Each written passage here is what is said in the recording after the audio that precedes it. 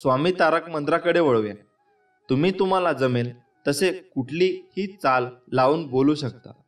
आपण आपले स्वामी फक्त माणसाच्या मनातले भाव बघतात. मंत्र अशा प्रकारे आहे. निशंक होई रे मना, निर्भय होई रे मना, प्रचंड स्वामी बळपाठीशी, नित्य आहे रे मना. अतर्क्य अवधूत हे स्मर्तगामी, अशक्य ही शक्य करतील स्वामी. जिथे स्वामी चरण तिथे न्यून काय, स्वय भक्त प्रारब्ध घडवी ही माय. आज्ञे विना काळ ही नानी त्याला, परलोकी ही ना भीती तयाला. उगाची भीतोसी भय हे पळू दे, वसे अंतरी ही स्वामी शक्ती कळू दे.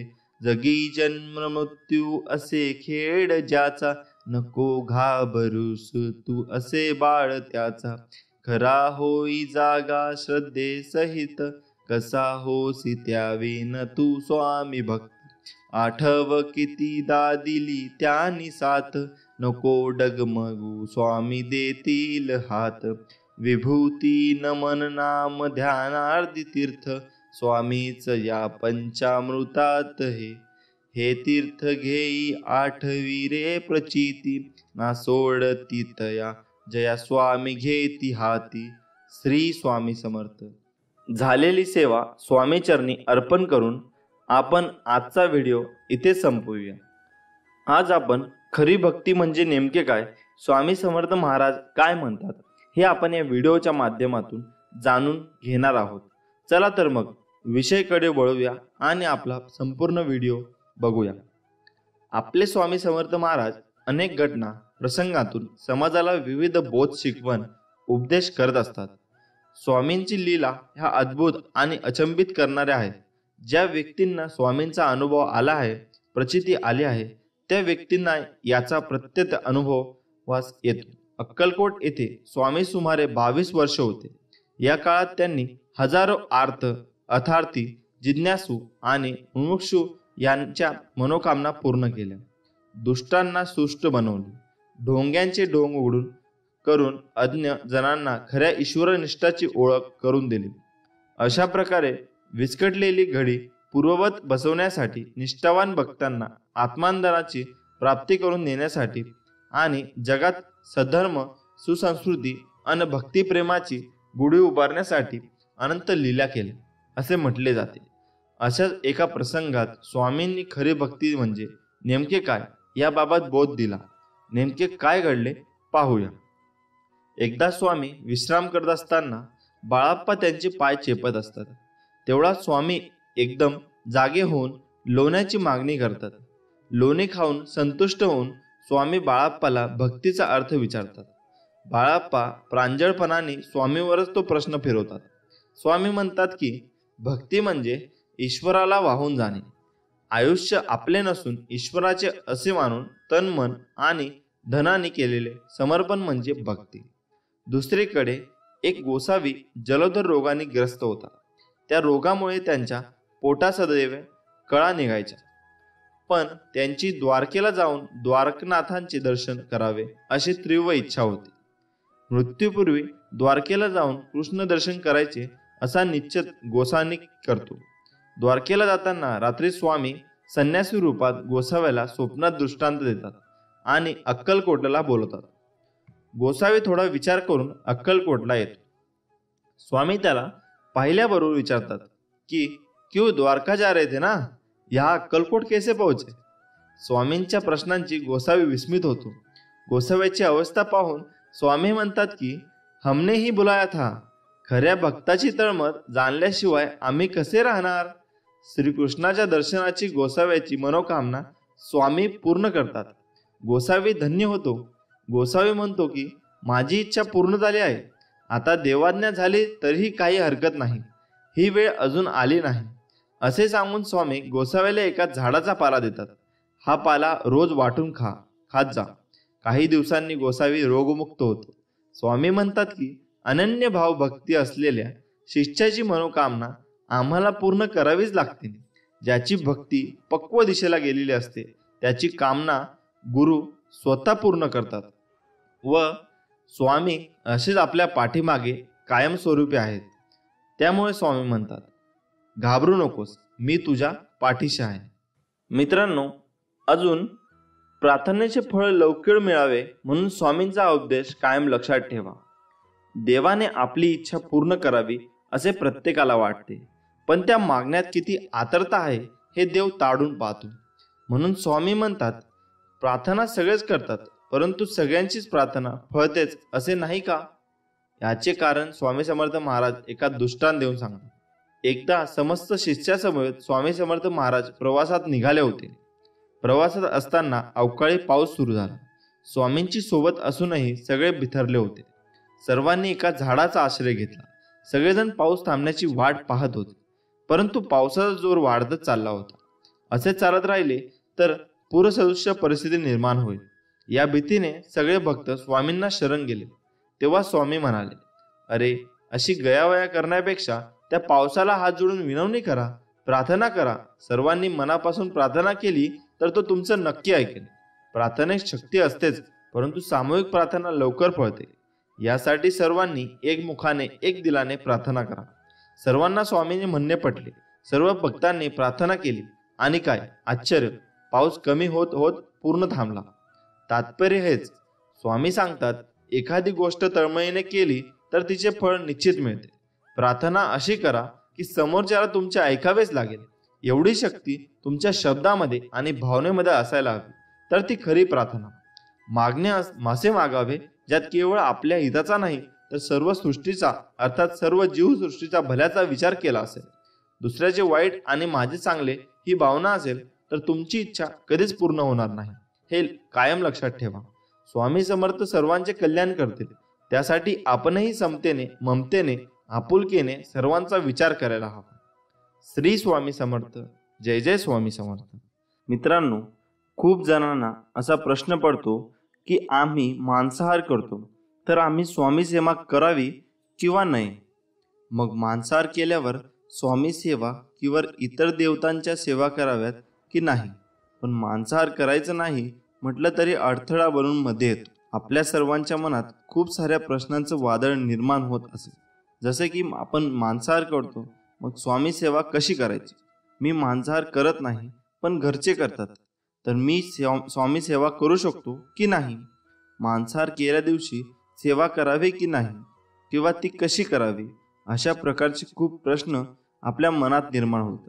त्यामुळे असे खूप सारे प्रश्न मनात असताना म्हणून सेवेत लक्ष लागणं थोडं कठीणच असते. त्यामुळे आपण आपल्या मनात चालत असलेल्या महत्त्वाच्या प्रश्नांचे उत्तर आज आपण पाहणार आहोत. आपल्या सगळ्यांना स्वामी सेवा करायची असते, पण मांसाहार या शब्दामुळे आपली बऱ्यापैकी मानसिकता नकारात्मक होते. आपल्या मनापासून वाटत असतं की स्वामी सेवा करावी आणि दुसरीकडे आपण मांसाहार करतो हा अशुद्ध भाव असल्या आपल्या मनात येतो. पण जेव्हा आपण शुद्ध शाकाहारी अन्न घेतो त्यावेळी आपल्या मनात कुठल्याही शंका येत नाही. पण जेव्हा तुम्ही मांसाहार अन्न ग्रहण करतात तेव्हा तुम्ही मानसिक दृष्ट्या स्वतःला अयोग्य समजतात आणि त्यामुळे आपल्या देवतेची, आपल्या स्वामींची सेवा करणे, भक्ती करणे अयोग्यच असते. जेव्हा घरात मांसाहार जेवण बनलेले असते तेव्हा घरातील वातावरण रोजच्या दिवसासारखा नसतो. त्या दिवसात थोडासा बदल असतो. जर तुम्ही लक्ष दिले तर ते तुम्हाला नक्की जाणवेल. त्या दिवशी घरात अशांतता वाढते, घरात वादही होतील.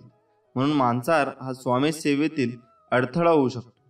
मग आता यावर उपाय काय करायचा? तर जेव्हा तुम्ही मांसाहार अन्न ग्रहण केलं असेल तेव्हाच स्वामी सेवा न केलेलीच बरी. आणि तसेही स्वामी भक्त सेवा करणारही नाहीत. पण एक गोष्ट लक्षात ठेवावी, आपला तो दिवस स्वामी सेवा विना वाया गेला असे समजावे. कारण श्री गुरुचरित्र ग्रंथात लिहिले आहे, ज्या दिवशी पुण्य घडले नाही तो दिवस गेला वाया, तया यमाशी करुणा नाही करावे पुण्य तात्काळ. या वाक्याचा अर्थ असा आहे, ज्या दिवशी आपल्याला हातून पुण्य घडणार नाही तो दिवस वाया गेला असे समजावे. पण त्या यमाला दया नसते, त्यामुळे तात्काळ पुण्य करावे लागते. मग या मांसाहारामुळे आपला तो एक दिवस वाया गेला एवढे मात्र नक्की आहे. आता हे सगळे आपल्या मनातील विचार झाले, पण आपल्या मनालाच प्रश्न करायचा की मी स्वामींची सेवा करतो आणि स्वामींना आवडत असेल की मी मांसाहार केलेला, याचं उत्तर तुम्ही स्वतःच्या शोधण्याचा प्रयत्न करा. ही माहिती अनेक माध्यमांच्या आधारे एकत्रित केलेली आहे. याच कोणीही संबंध अंधश्रद्धेशी जोडू नये ही विनंती. स्वामींचे प्रेम समजण्यासाठी मन नेहमी पूर्णपणे शांत ठेवावे. जेव्हा आपले मन शांत असते तेव्हा ते खूप शक्तिशाली असते. अनंत कोटी ब्रह्मांड नायक राजाधिराज योगीराज परब्रह्म श्री सच्चिदानंद सद्गुरु अवधूत चिंतन भक्त वात्सल्य भक्ताभिमानी कलकोट निवासी श्री स्वामी समर्थ महाराज की. मित्रांनो, भिवू नकोस, मी तुझ्या पाठीशी आहे. हे वाक्य वाचलं आणि ऐकलं तरी स्वामी समर्थांची मूर्ती डोळ्यासमोर उभी राहते. श्री दत्तगुरूंचा अवतार मानण्यात येणाऱ्या स्वामी समर्थांचे अनेक भक्त आहेत. कर्म करत राहायचे, त्याचे फळ कधी ना कधी तरी मिळतेच, हे मनात स्वामींची भक्ती करण्यात लीन होणारे भक्त नेहमीच संकटातून तरतात, असा विश्वास भक्तांना आहे.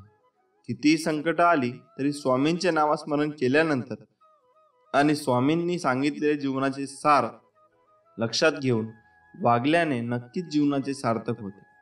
स्वामी समर्थांची अगाध महिमा आणि त्यांच्या अवतारामध्ये त्यांनी केलेली कार्य हे अफाट आहे.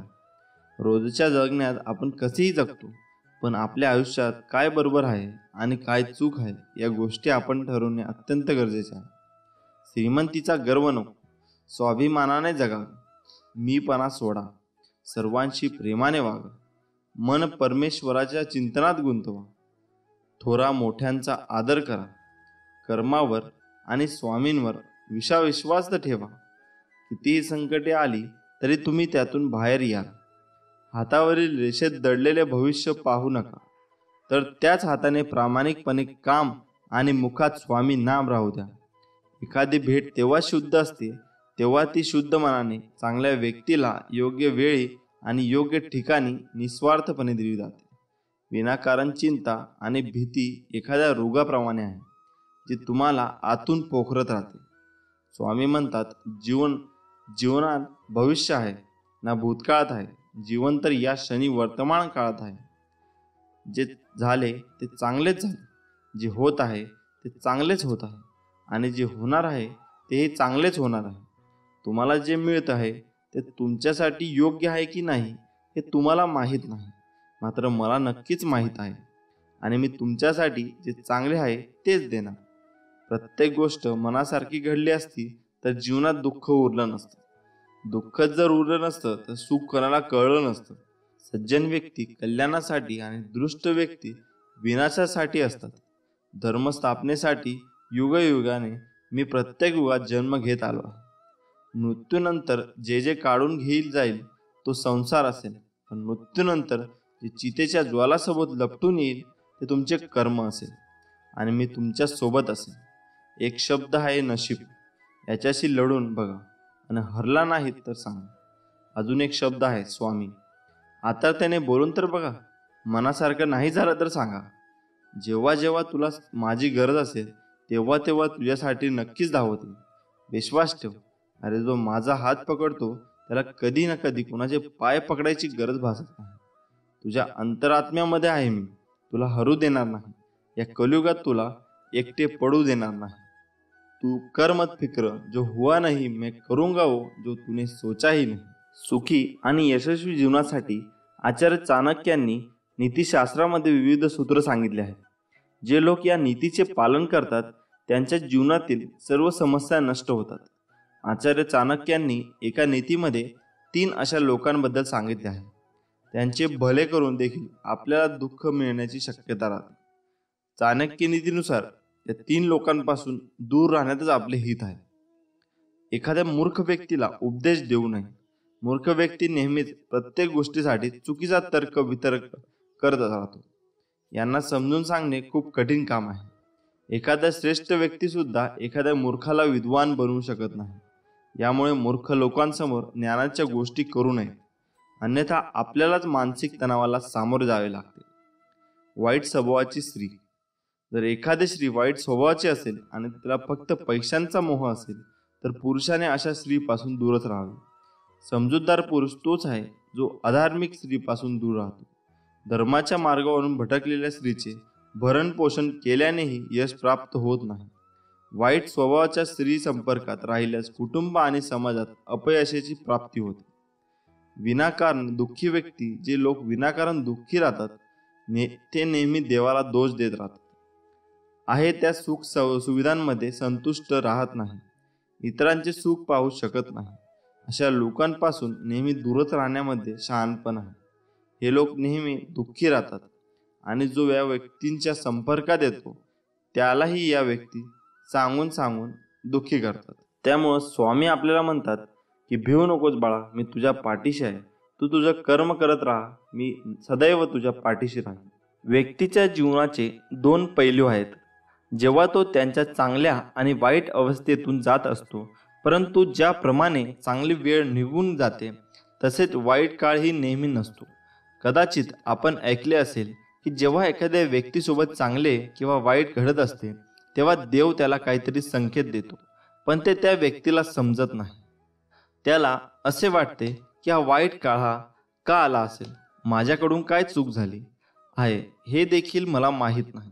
पण हे सत्य आहे, जेव्हा व्यक्तीचा वाईट काळ येतो तेव्हा तो वाईट काळ येण्यापूर्वीच देव हे 6 संकेत देतो.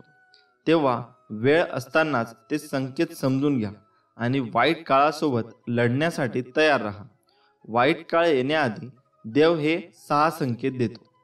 नंबर 1, प्रथम संकेत. व्यक्तीला वाईट स्वप्न येतच असतात, यात काही नवीन नाही. परंतु जर दररोज रात्री आपल्याला असे वाईट स्वप्न येत असतील तर त्याचा अर्थ असा होतो की आपल्या घरी काहीतरी वाद होईल किंवा व्यवसायातील प्रगती मंद होईल. अशी स्वप्न नेहमी येत असतील तर कुटुंबातील सदस्यांवर मोठी संकट येण्याची शंका असू शकते. हे टाळण्यासाठी दररोज रात्री झोपण्यापूर्वी हनुमान चालीसा किंवा तुम्ही ज्या देवाला मानता त्यांचे चिंतन करा. दुसरा संकेत.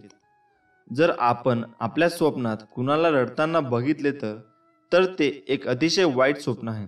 त्याचप्रमाणे जर आपल्याला असे स्वप्न आले असेल तर ते कोणालाही सांगू नका, अन्यथा त्याचा परिणाम तुम्हाला सहन करावा लागेल. ही गोष्ट जितकी लपवून ठेवता येईल तितके चांगले, नाहीतर काही वाईट घडू शकते. हे टाळण्यासाठी आपल्या वाईट स्वप्नांबद्दल कुणालाही सांगू नका. तिसरा संकेत. शरीराच्या डाव्या बाजूचा कोणताही अवयव फडकत असेल तर हे खूपच वाईट मानले जाते. या अवयवांमधले डावीकडील गाल, बाजू, हात आणि डोळे समाविष्ट असतात. हे सर्व फडकल्यास ते कोणत्याही आगामी संकटाचे चिन्ह आहे. याबद्दल शास्त्रवचनांमध्ये लिहिले आहे की जर स्त्रियांचे उजव्या बाजूचे आणि पुरुषांचे डाव्या बाजूचे अंग फडकले तर काही वाईट बातमी ऐकायला येऊ शकते.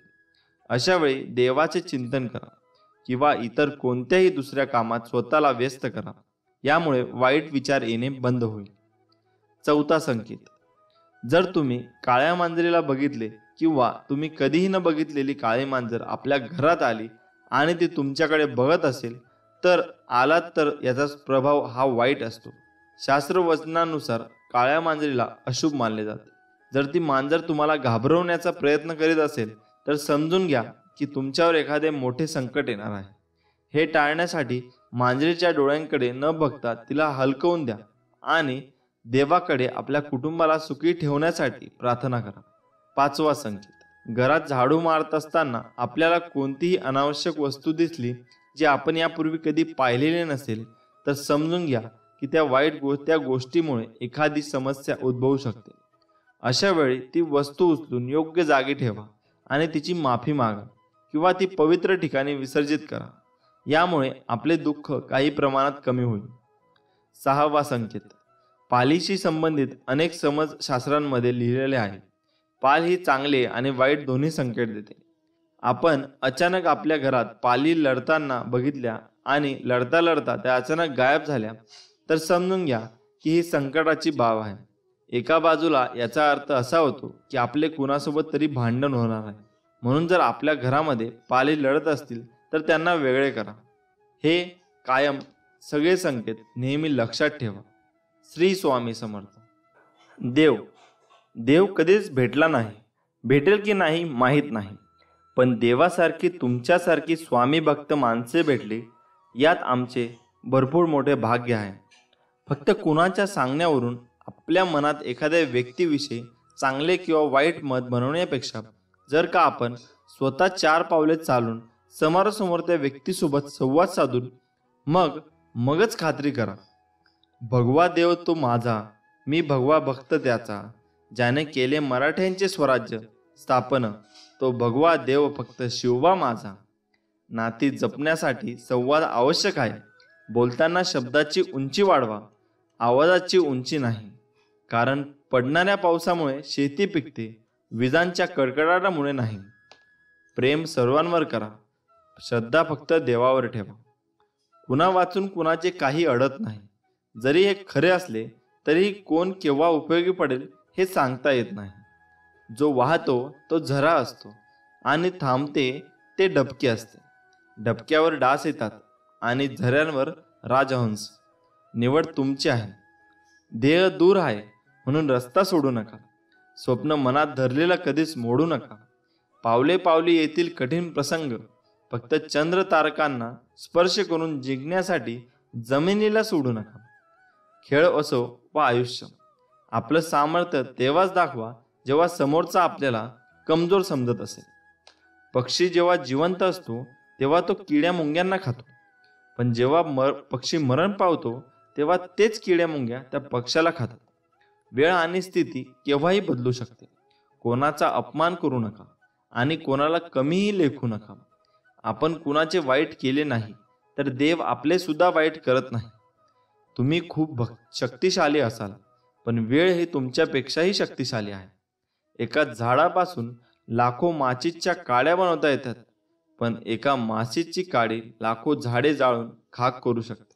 चांगली भूमिका, चांगले ध्येय आणि चांगले विचार असणारे लोक नेहमी आठवणीत राहतात, मनातही, शब्दातही आणि आयुष्यातही. जगा इतकं की आयुष्य कमी पडेल, हसा इतके की आनंद कमी पडेल.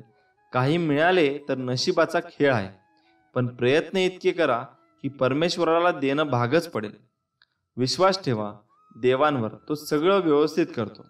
संकटांवर अशा प्रकारे तुटून पडा की जिंकलो तरी इतिहास आणि हरलो तरी इतिहासच. देवाकडे माझे कष्ट कमी कर अशी मागणी करण्यापेक्षा मला ते कष्ट सहन करण्याची ताकद दे असे मागा. श्री स्वामी समर्थ. जय जय स्वामी समर्थ. स्वामी समर्थ म्हणतात, बाळा भिवू नकोस, मी तुझ्या कायम पाठीशी आहे. फक्त जा, मी तुझे सगळे अपराध माफ केले. यापुढे सावधगिरीने वाग. भिवू नकोस, पुढे जा, संकट दूर होईल. प्रत्यक्ष काळ जरी तेथे आला तरी तुझ्यासाठी आम्ही त्याचा प्रतिकार करू. गरिबाला केलेले दान आणि सद्गुरू स्वामींचे मुखात घेतलेले नाव कधी वाया जात नाही, हे कायम लक्षात ठेवा. आयुष्यात तुम्ही किती आनंदी आहात हे महत्त्वाचे नाही, तुमच्यामुळे किती जण आनंदी आहेत याला जास्त महत्त्व आहे. तुम्हाला स्वतःला कळत नाही इतके तुमच्या मनात काय आहे ते मला कळते. नामस्मरण करताना तुम्ही मला पाहत नसाल, पण मी तुम्हाला पाहतो, कारण मी तुमच्या हृदयातच आहे. तुम्ही नाम घेता म्हणून मी तुमच्या मागे पुढे चालतो, हे कायम लक्षात ठेवा. श्री स्वामी समर्थ.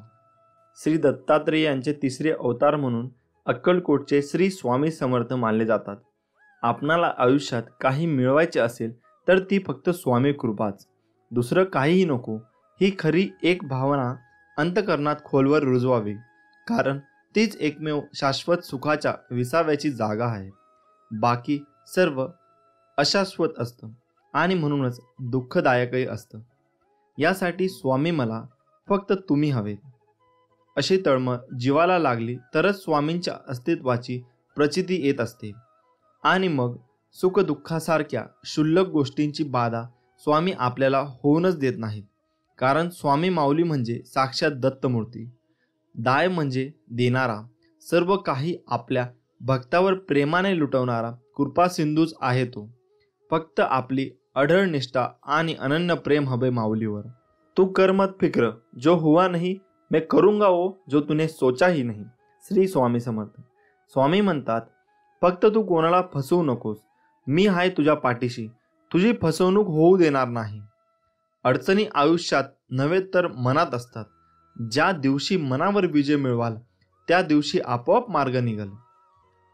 जी झुंज तू खेळतो आहेस मनासी, त्यात तुला मार्ग दाखवत असणार मी. भिवू नकोस, मी तुझ्या पाठीशी आहे. जीवनात सगळ्याच गोष्टी वाईट घडत असतील, एकही गोष्ट आपल्याला पाहिजे तशी होत नसेल तर रडत नाही बसायचं. कदाचित तुमच्या काम करण्याची पद्धत चुकीची असू शकते. फक्त तेव्हा एकच गोष्ट लक्षात ठेवा, जर बाकीचे करू शकतात तर मी का नाही. मला माहीत आहे तुम्ही पूर्ण करू शकता, कारण तुमच्यात तेवढी क्षमता आहे आणि जिद्दसुद्धा. आता तुम्ही चालू केलेली शर्यत तुम्ही संपवायची आहे, कारण लोक इथे तुमच्या हरण्याची वाट बघत आहे. असं म्हणतात की काळजी करणारी माणसं मिळायला भाग्य लागतं, पण अशी माणसं आपल्याला मिळाली आहेत हे समजायला जास्त भाग्य लागतं. विश्वास ठेव, अरे जो माझा हात पकडतो त्याला कधी कोणाचे पाय पकडायची गरज भासत नाही. कोण म्हणतं स्वामी दिसत नाही? स्वामी तर तेव्हा दिसतात जेव्हा कोणी दिसत नाही. श्री स्वामी समर्थ. माणूस विचार करतच असतो, पण ते विचार चांगले असावेत आणि त्याची दिशा चांगली असावी, हे महत्त्वाचे. थोर व्यक्तींचे विचार हे आपल्याला जगण्याला एक प्रकारे दिशा देत असतात. श्री स्वामी समर्थ म्हणतात, उपवास हा नेहमी अन्नाचाच का करावा? कधी कधी वाईट विचारांचाही करावा. कधी कधी उपवास अहंकाराचा करावा. कधी कधी उपवास मीपणाचा करावा. आयुष्यात एक गोष्ट नेहमी लक्षात ठेवा, मीपणा सोडा, मोठे व्हाल. स्वामी म्हणतात, हृदयातल्या मंदिरात अंधार असेल तर घरातल्या देवारात दिवा लावून फायदा नसतो. जर तुम्ही स्वामींच्या या बोलण्यावर सहमत असाल तर कमेंट बॉक्समध्ये श्री स्वामी समर्थ नक्की लिहा. स्वामी म्हणतात, जर माझे नाव तुझ्या ओठाशी आहे तर घाबरतो कशाला? मी सदैव तुझ्या पाठीशी आहे. तुम्ही नाम घेता म्हणून मी तुमच्या मागे पुढे चालतो. नामानेच मन अंतःकरणात प्रवेश करून स्थिर बनते. नामाने काळजी वाटणे नाहीसे होते, मग तळमळही आपोआप जाते. मृत्यूनंतर जे जे काढून घेतले जाईल तो संसार असेल, पण मृत्यूनंतर जे चितेच्या ज्वालासोबत लपटून घेईल ते तुमचे कर्म असेल आणि मी तुमच्यासोबत असेन. मी तुझ्या मदतीला सांगून नाही, न बोलता धावून येईन. फक्त माझ्यावर विश्वास ठेव. श्री स्वामी समर्थ. काळजी करू नको, खूप आयुष्य सुंदर आहे. बघण्याचा फक्त दृष्टिकोन बदला. नियत कितीही चांगली असू द्या, ही दुनिया आपल्या दिखाव्यावरून आपली किंमत ठरवत असते. आणि आपला दिखावा कितीही चांगला असू द्या, परमेश्वर आपली नियत ओळखून आपल्याला फळ देत असतो. आता तुम्ही कमेंट करून नक्की सांगा, आपल्याला नियत चांगली ठेवली पाहिजे की दिखावा? हातावरील रेषेत दडलेले भविष्य पाहू नका, तर त्याच्या हाताप्रमाणे प्रामाणिकपणे काम आणि मुखात स्वामी नाम राहू द्या. एक शब्द आहे नशीब, याच्याशी लढून बघा अन हरला नाही तर सांगा. अजून एक शब्द आहे स्वामी, आंतरत्याने बोलून तर बघा. मनासारखं नाही झालं तर सांगा. तुम्हाला स्वामींचा चमत्कार बघायचा असेल तर कमेंट बॉक्समध्ये स्वामी महाराज माझ्या मदतीला धावून या असे लिहून पहा. विभूती नमन नाम ध्यानादी तीर्थ स्वामींचं या पंच प्राणाभूतात हे तीर्थ घे. आठवी रे प्रचितीनं सोडेल, स्वामी घ्या घेई हाती. जेव्हा जेव्हा तुला माझी गरज असेल तेव्हा तेव्हा तुझ्यासाठी नक्कीच धाव येईन. हाच तुला आशीर्वाद. श्री स्वामी समर्थ. प्रार्थनेचे फळ लवकर मिळावे म्हणून स्वामींचा हा उपदेश कायम लक्षात ठेवा. देवाने आपली इच्छा पूर्ण करावी असे प्रत्येकाला वाटते, पण त्या मागण्यात किती आर्तता आहे हे देव ताडून पाहतो. म्हणून स्वामी सांगतात, प्रार्थना सगळेच करतात, परंतु सगळ्यांचीच प्रार्थना फळतेच असे नाही का? याचे कारण स्वामी समर्थ महाराज म्हणतात, एक दृष्टांत देऊन सांगतात. एकदा समस्त शिष्यांसमवेत स्वामी समर्थ महाराज प्रवासात निघाले होते. प्रवासात असताना अवकाळी पाऊस सुरू झाला. स्वामींची सोबत असूनही सगळे बिथरले होते. सर्वांनी एका झाडाचा आश्रय घेतला. सगळेजण पाऊस थांबण्याची वाट पाहत होते, परंतु पावसाचा जोर वाढतच चालला होता. असे चालत राहिले तर पूरसदृश्य परिस्थिती निर्माण होईल, या भीतीने सगळे भक्त स्वामींना शरण गेले. तेव्हा स्वामी म्हणाले, अरे, अशी गयावया करण्यापेक्षा त्या पावसाला हात जोडून विनवणी करा, प्रार्थना करा. सर्वांनी मनापासून प्रार्थना केली तर तो नक्की तुमचं ऐकेल. प्रार्थनेत शक्ती असतेच, परंतु सामूहिक प्रार्थना लवकर फळते. यासाठी सर्वांनी एकमुखाने एक दिलाने प्रार्थना करा. सर्वांना स्वामींचे म्हणणे पटले. सर्व भक्तांनी प्रार्थना केली आणि काय आश्चर्य, पाऊस कमी होत होत पूर्ण थांबला. तात्पर्य हेच, स्वामी म्हणतात, एखादी गोष्ट तळमळीने केली तर तिचे फळ निश्चित मिळते. प्रार्थना अशी करा की समोरच्याला तुमचे ऐकावेच लागेल एवढी शक्ती तुमच्या शब्दामध्ये आणि भावनेमध्ये असायला हवी, तर ती खरी प्रार्थना.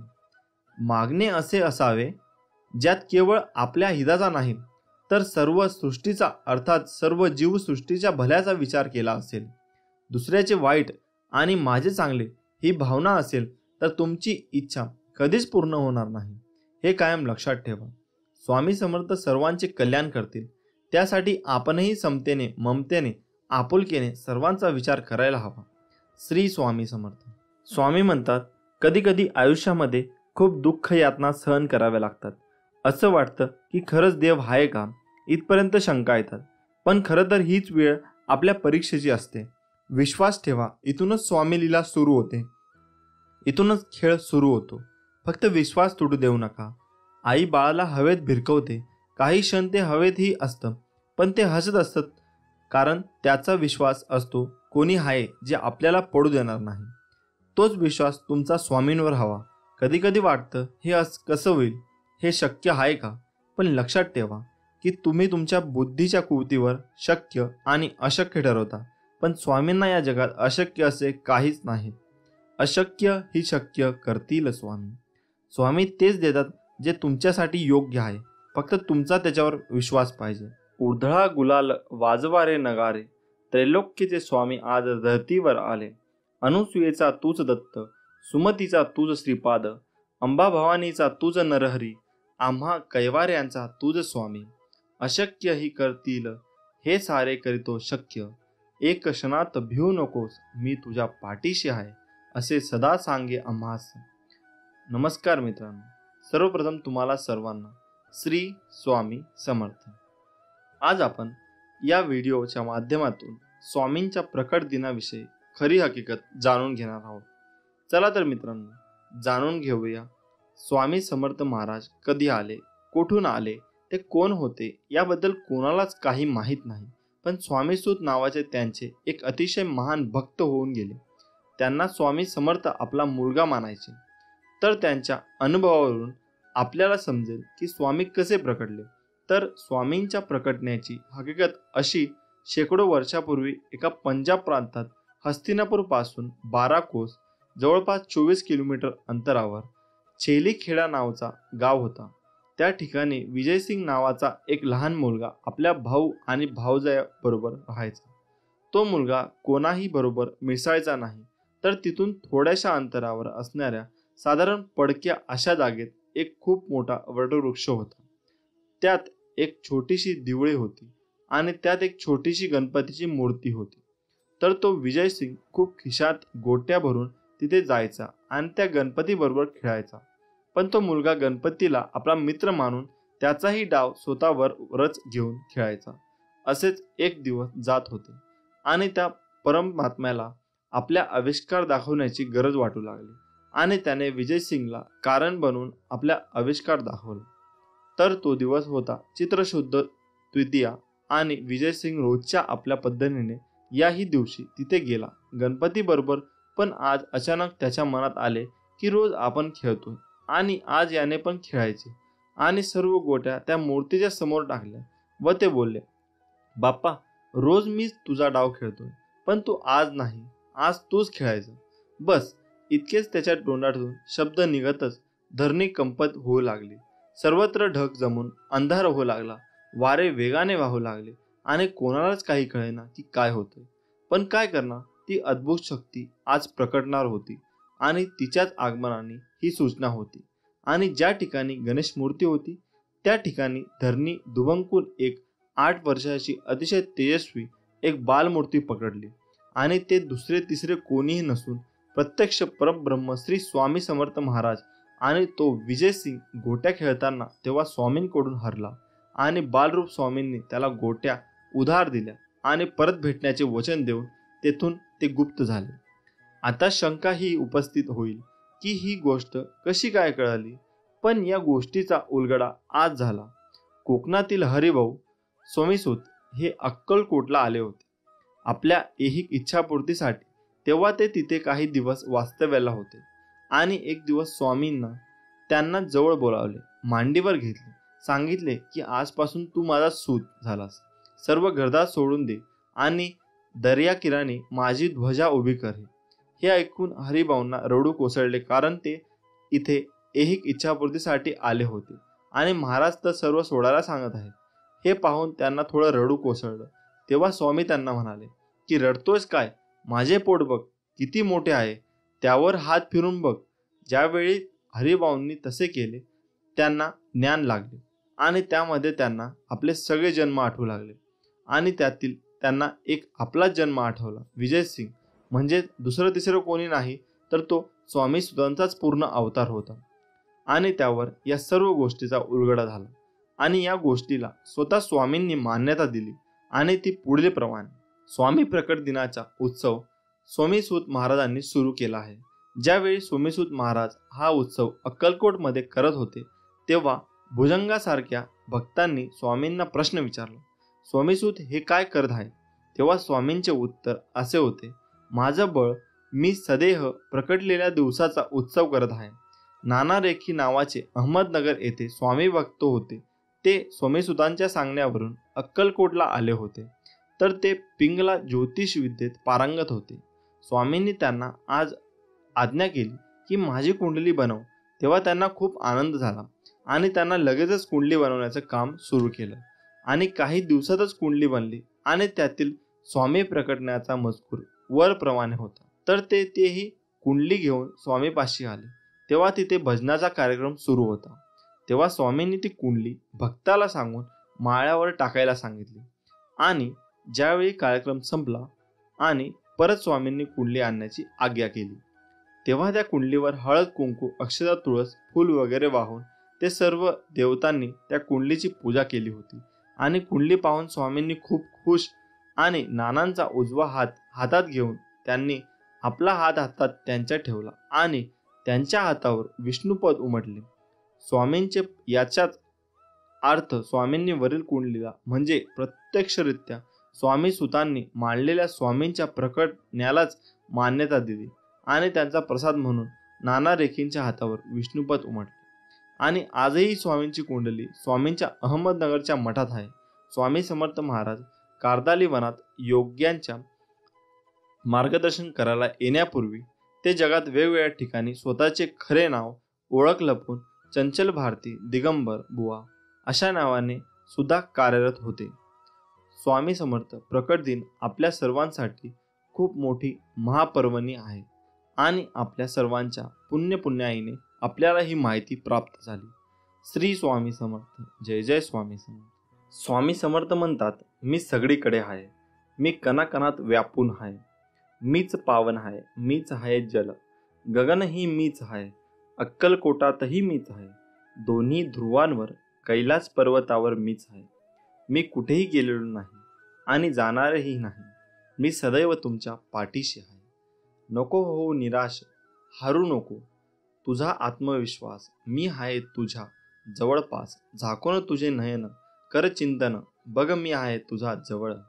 आत्मविश्वास हा सूर्यासारखा असतो, जितकी तुम्ही मेहनत कराल तितकाच तो अधिक चमकतो. म्हणून माझ्या बाळा, विश्वास हा स्वतःवर ठेव तर ताकद बनेल आणि दुसऱ्यांवर ठेवला तर कमजोरी. आवड आणि आत्मविश्वास असेल तर कोणतीही गोष्ट अवघड नाही. तू जिथे आहेस त्या पलीकडे जाण्याचा प्रयत्न कर. प्रयत्न कधीही अयशस्वी होत नाही. स्वामी म्हणतात, तुम्ही कोण आहात आणि तुम्हाला कोण व्हायचे यातलं अंतर कळलं तर तुम्ही काय करता ते कळतं. कोणीही तुमच्यासोबत नसेल तर घाबरून जाऊ नका, कारण उंच उडणारे गरुड हे कमीच असतात आणि ज्यांच्यासोबत कोणी नसतो त्यांच्यासोबत स्वामी नेहमी असतात हे विसरू नकोस. कष्ट इतक्या शांततेत करा की यश हमखास धिंगाणा घालेल. आयुष्यात अपयशी झाला असशील तर विश्वास ठेव, सर्वात मोठे यश हे सर्वात मोठ्या अपयशानंतरच मिळते. संकट टाळणं हे माणसाच्या हातात नसतं, पण त्या संकटांचा सामना करणे नक्कीच असते. म्हणून तू संकटांना सामोरे जा, घाबरू नको. स्वामी बळ आहे पाठीशी. अशक्य हा शब्द आपल्या शब्दकोशातून काढून टाका. इच्छाशक्ती चांगली असेल तर मदत तुमच्याकडे चालून येते. दुःखाची चव घेण्यापेक्षा ते पचवण्यात अधिक गोडी आहे. म्हणून दुःख चलवत राहण्यापेक्षा ते स्वीकारायला शिका. तुम्ही खचून जाणाऱ्यातले नाही, त्यामुळे आहे त्याला सामोरे जा आणि जिंका. पुढचा दिवस तुमचाच आहे. यश नक्की मिळेल. मनात आत्मविश्वास असेल तर तुम्ही काहीही करू शकता.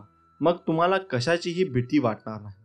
मी काहीतरी चांगलं करेन हा विश्वास आणि मी काहीतरी चांगलं करेनच हा झाला आत्मविश्वास. घाबरण्यासारखा वाईट कोणताही व्हायरस नाही आणि त्याला सामोरे जाण्यासारखे कोणतेही चांगले वॅक्सिन नाही. सूर्य मावळतोच ते नवीन दिवस घेऊन येण्यासाठी. त्यामुळे आज जरी मनासारखे झाले नाही तरी उद्या तसे नक्कीच होईल. पैज लावायचा असेल तर तो स्वतः सोबत लावा. हरलात तर काहीतरी नवे शिकाल आणि जिंकलात तर पुढे वाटचाल कराल. मित्रांनो, आपण खूप मेहनत करत असतो. मेहनत करून आपला जीव टांगणीला लावत असतो. परंतु खूप पैसा कमवून सुद्धा आपल्या घरामध्ये नेहमी दरिद्रता येत असते. अनेकदा आपल्याला या सगळ्या गोष्टी मागील कारण समजत नाही. बहुतेक वेळा हातामध्ये पैसा येणे आधीच पैसे जाण्याचे वेगवेगळे मार्ग खुले होतात. पैसा जरी घरात आला तरी तो जास्त काळ आपल्या खिशामध्ये राहत नाही. यावेळी आपण चिंता व्यक्त करत असतो. अनेकदा आपले मानसिक खच्चीकरण होते आणि अनेकदा आपण तणावाखाली जातो. घरात गरिबी येण्याची ही आहेत 9 लक्षणे. आत्ताच जाणून घ्या आणि तुम्ही तुमचे संकटे दूर करू शकाल. नंबर 1. तुटलेल्या कंगव्याद्वारे कधीच केस विसरू नये. त्याबरोबर उभे राहून केस विसरू नये. त्यामुळे घरामध्ये दरिद्रता प्रवेश करते आणि घरातील बरकत निघून जाते. 2. घरात अस्वच्छता ठेवणे. या सगळ्या गोष्टींमुळे घरामध्ये नकारात्मक ऊर्जा निर्माण होते आणि यामुळे सुद्धा दरिद्रता आपल्या घरात प्रवेश करते. म्हणून आपले घर नेहमी स्वच्छ व सुंदर ठेवावे. नंबर 3. कपडे घालताना नेहमी उजव्या बाजूने सुरुवात करावी. काही व्यक्ती यांना डाव्या बाजूने कपडे घालण्याची सवय असते. हे अत्यंत चुकीचे आहे. कोणत्याही कार्याची सुरुवात उजव्या बाजूनेच करावी. 4. दाताने पोळी कुरतडून कुरतडून खाणे हे सुद्धा दरिद्राचे लक्षण मानले जाते. म्हणून जेवण करताना अन्नाचा आदर करावा व जेवण करताना हाताने पोळी तोडून नीट विशिष्ट पद्धतीने जेवण करावे. नंबर 5. काही व्यक्तींना दातांची नखं खाण्याची सवय असते. ही सवय सुद्धा अत्यंत वाईट आहे. असे केल्याने घरामध्ये दरिद्रता निर्माण होते व आपल्या घरामध्ये कोणत्याही प्रकारची बरकत राहत नाही. नंबर 6.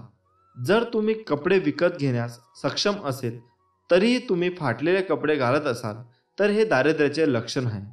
ज्या व्यक्तीकडे गरीब आहेत त्यांनी नवीन कपडे घेण्याची परिस्थिती नाही अशा व्यक्तीने जर फाटलेले तुटलेले मळके कपडे घातले तर काही हरकत नाही, कारण की त्यांची नवीन कपडे घेण्याची परिस्थिती नाही.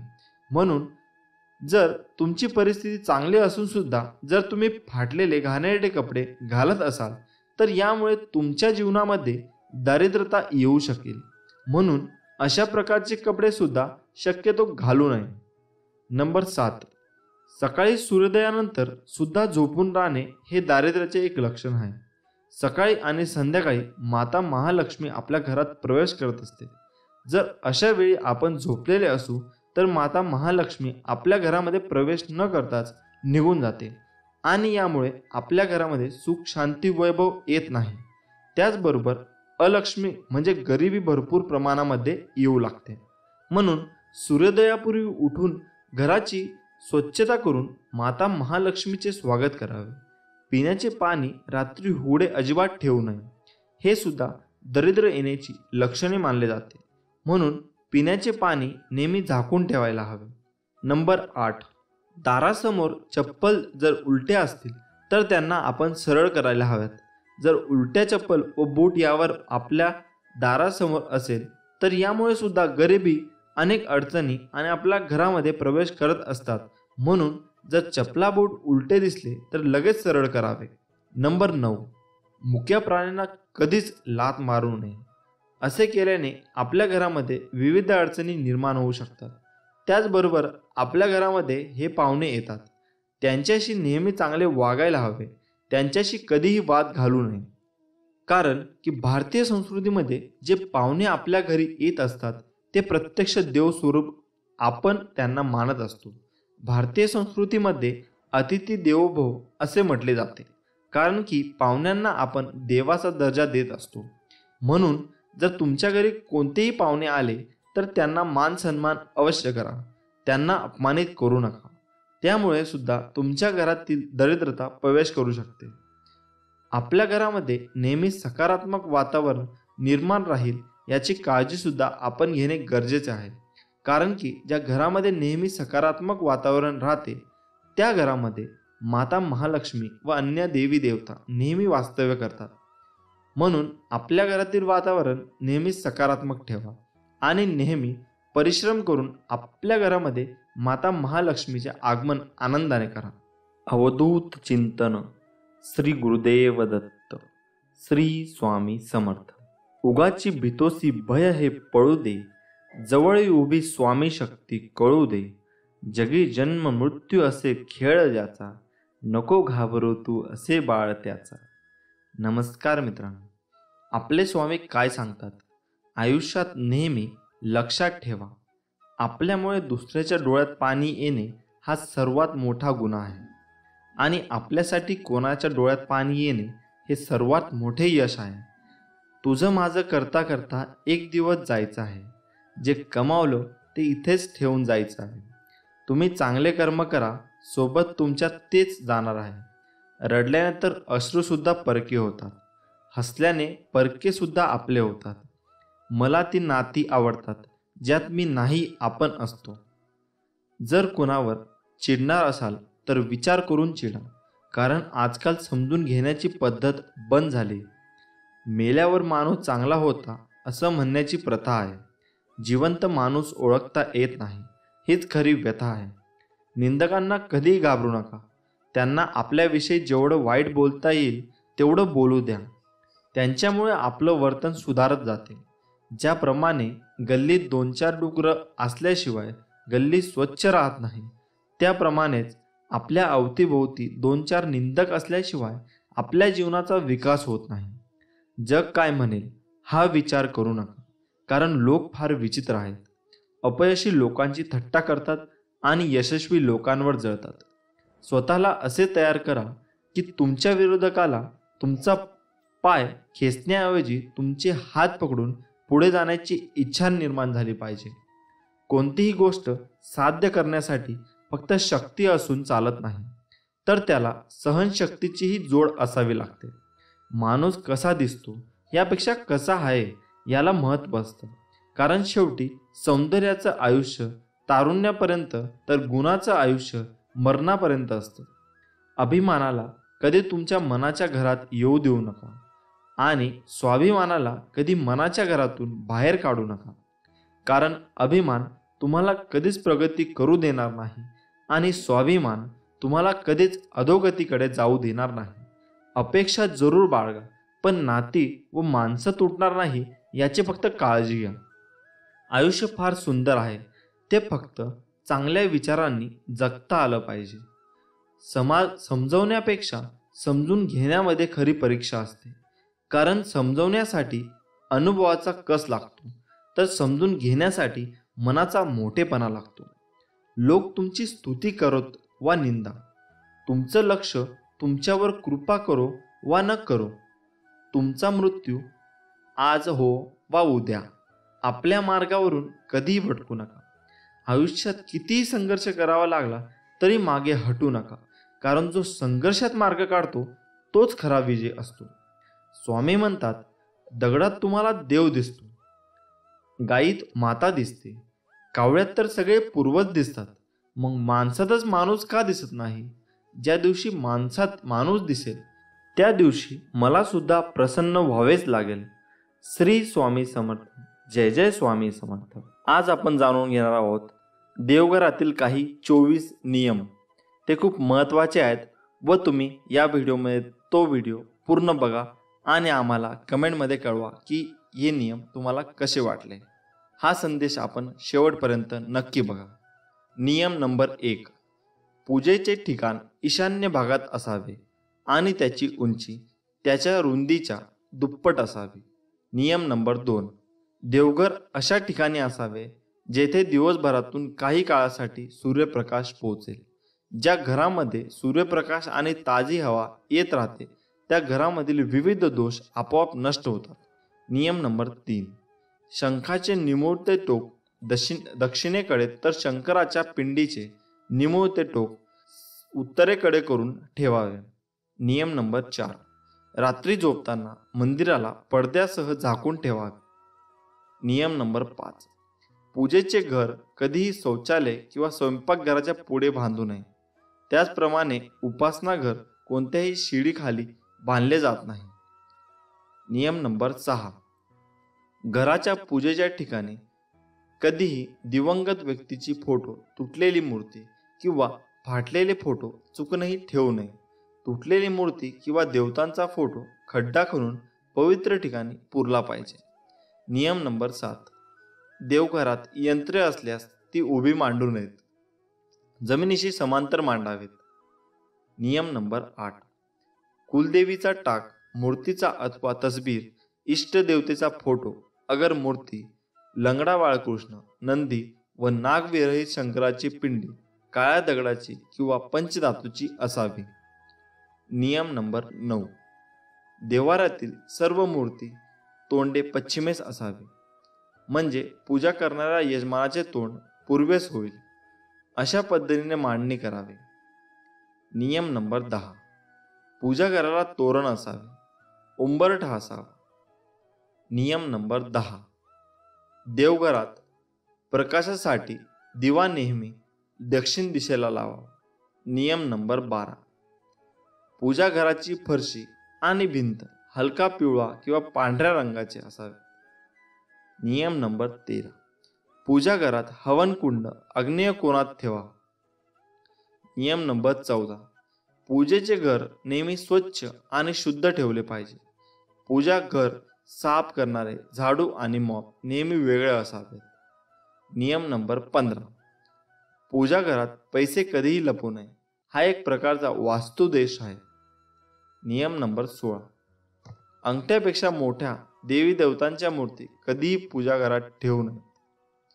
नियम नंबर 17, देवघरात कधी कचरा किंवा खराब वस्तू ठेवू नका. नियम नंबर 18, महाभारताचे फोटो कधीही पूजेच्या घरात ठेवू नयेत. त्याचप्रमाणे देवताची हिंसक चित्रे पूजा घरात लावू नयेत. नियम नंबर 19, देवाच्या तसबिरी दक्षिण भिंतीला लावू नयेत. नियम नंबर 20, देवाऱ्याच्या अगदी समोर तिजोरी नसावी. नियम नंबर 21, देवघरात जास्त मोठ्या मूर्ती नसाव्यात. शास्त्रानुसार देवघरात शिवलिंग ठेवू नये. जर शिवलिंग असेल तर ते अंगठ्याच्या आकारात एवढे असावे असे सांगितले जाते. नियम नंबर 22, घरामध्ये ज्या ठिकाणी देवघर असेल तेथे चामड्यापासून तयार केलेल्या वस्तू, चप्पल, बूट घेऊन जाऊ नये. नियम नंबर 23, देवघरात पूर्वजांचे फोटो लावू नये. पूर्वजांचे फोटो लावण्यासाठी दक्षिण दिशा योग्य आहे. देवघराच्या खोलीत पूजेशी संबंधित सामानच ठेवावे असे सांगितले जाते. नियम नंबर 24, एकाच देवाच्या 2 अगर जास्त मूर्ती पूजेत असू नयेत. एकाच देवतेची मूर्ती व तसबीर असे तर हरकत नाही. श्री स्वामी समर्थ. जय जय स्वामी समर्थ. हे नियम तुम्ही जरूर फॉलो करा. तुम्हाला रिझल्ट याचे भरपूर मिळतील. मित्रांनो, स्वामींचा आशीर्वाद प्राप्त करण्यासाठी व्हिडिओ पूर्ण बघा. भिवू नकोस, मी तुझ्या पाठीशी आहे. हे वाक्य वाचलं आणि ऐकलं तरी स्वामी समर्थांची मूर्ती डोळ्यासमोर उभी राहते. श्री सदत्त गुरूंचा अवतार मानण्यात येणाऱ्या स्वामी समर्थांचे अनेक भक्त आहेत. कर्म करत राहायचे, त्याचे फळ कधी ना कधी तरी मिळणारच. हे मानत स्वामींची भक्ती करण्यात लीन होणारे भक्त नेहमीच संकटातून तरतात असा विश्वास भक्तांना आहे.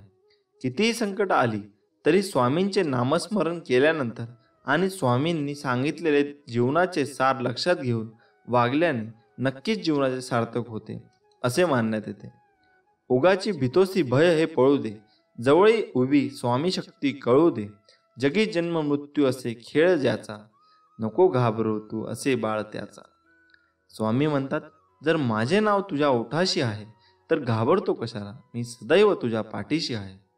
जर तू शुद्ध अंतकरण ठेवून माझे नाव घेतले तर भगवंताच्या कृपेचा तुला अनुभव येईल. नामानेच अंतरंग शुद्ध बनते. जेथे नाम आहे तेथे मी आहे. नामावर प्रेम करणे म्हणजे माझ्यावर प्रेम करणे होय. तुम्ही नाम घेता म्हणून मी तुमच्या मागे पुढे चालतो, तुमचे संरक्षण करतो. तू कर्म करत जा, फळाची अपेक्षा न करता. अरे कर्म करणे हे तुझे कर्तव्य आहे आणि तुझ्या कर्माला योग्य ते फळ देणे ही माझी जबाबदारी आहे. तुझ्या प्रत्येक चांगल्या वाईट कर्मांवर मी नजर ठेवून आहे. चुकलास तर माझ्या बाळा, तुला फटके द्यायला मी कमी करणार नाही, हे विसरू नकोस. म्हणून कर्म नेहमी चांगले कर.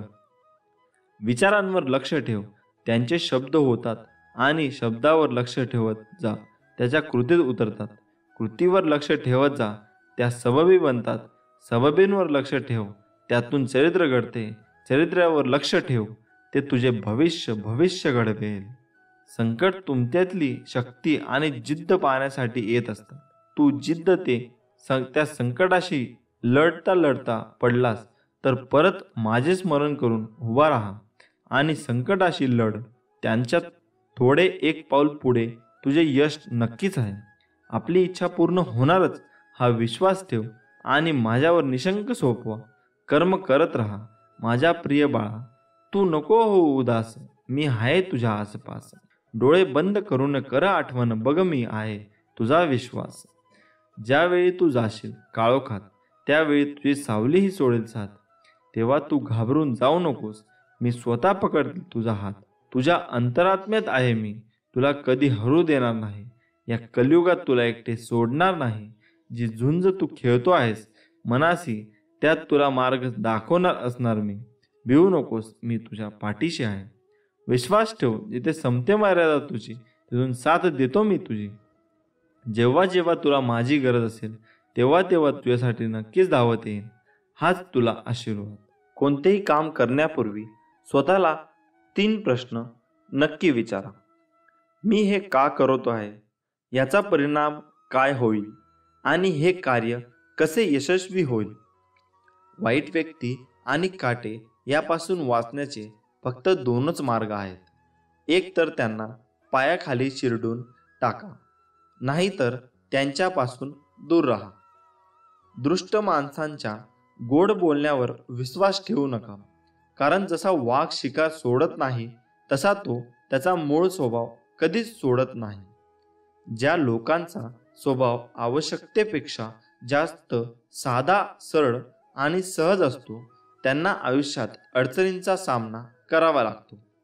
धूर्त आणि लोभी लोक यांच्या स्वभावाचा गैरफायदा घेऊ शकतात. अशा लोकांना दुर्बळ समजले जाते.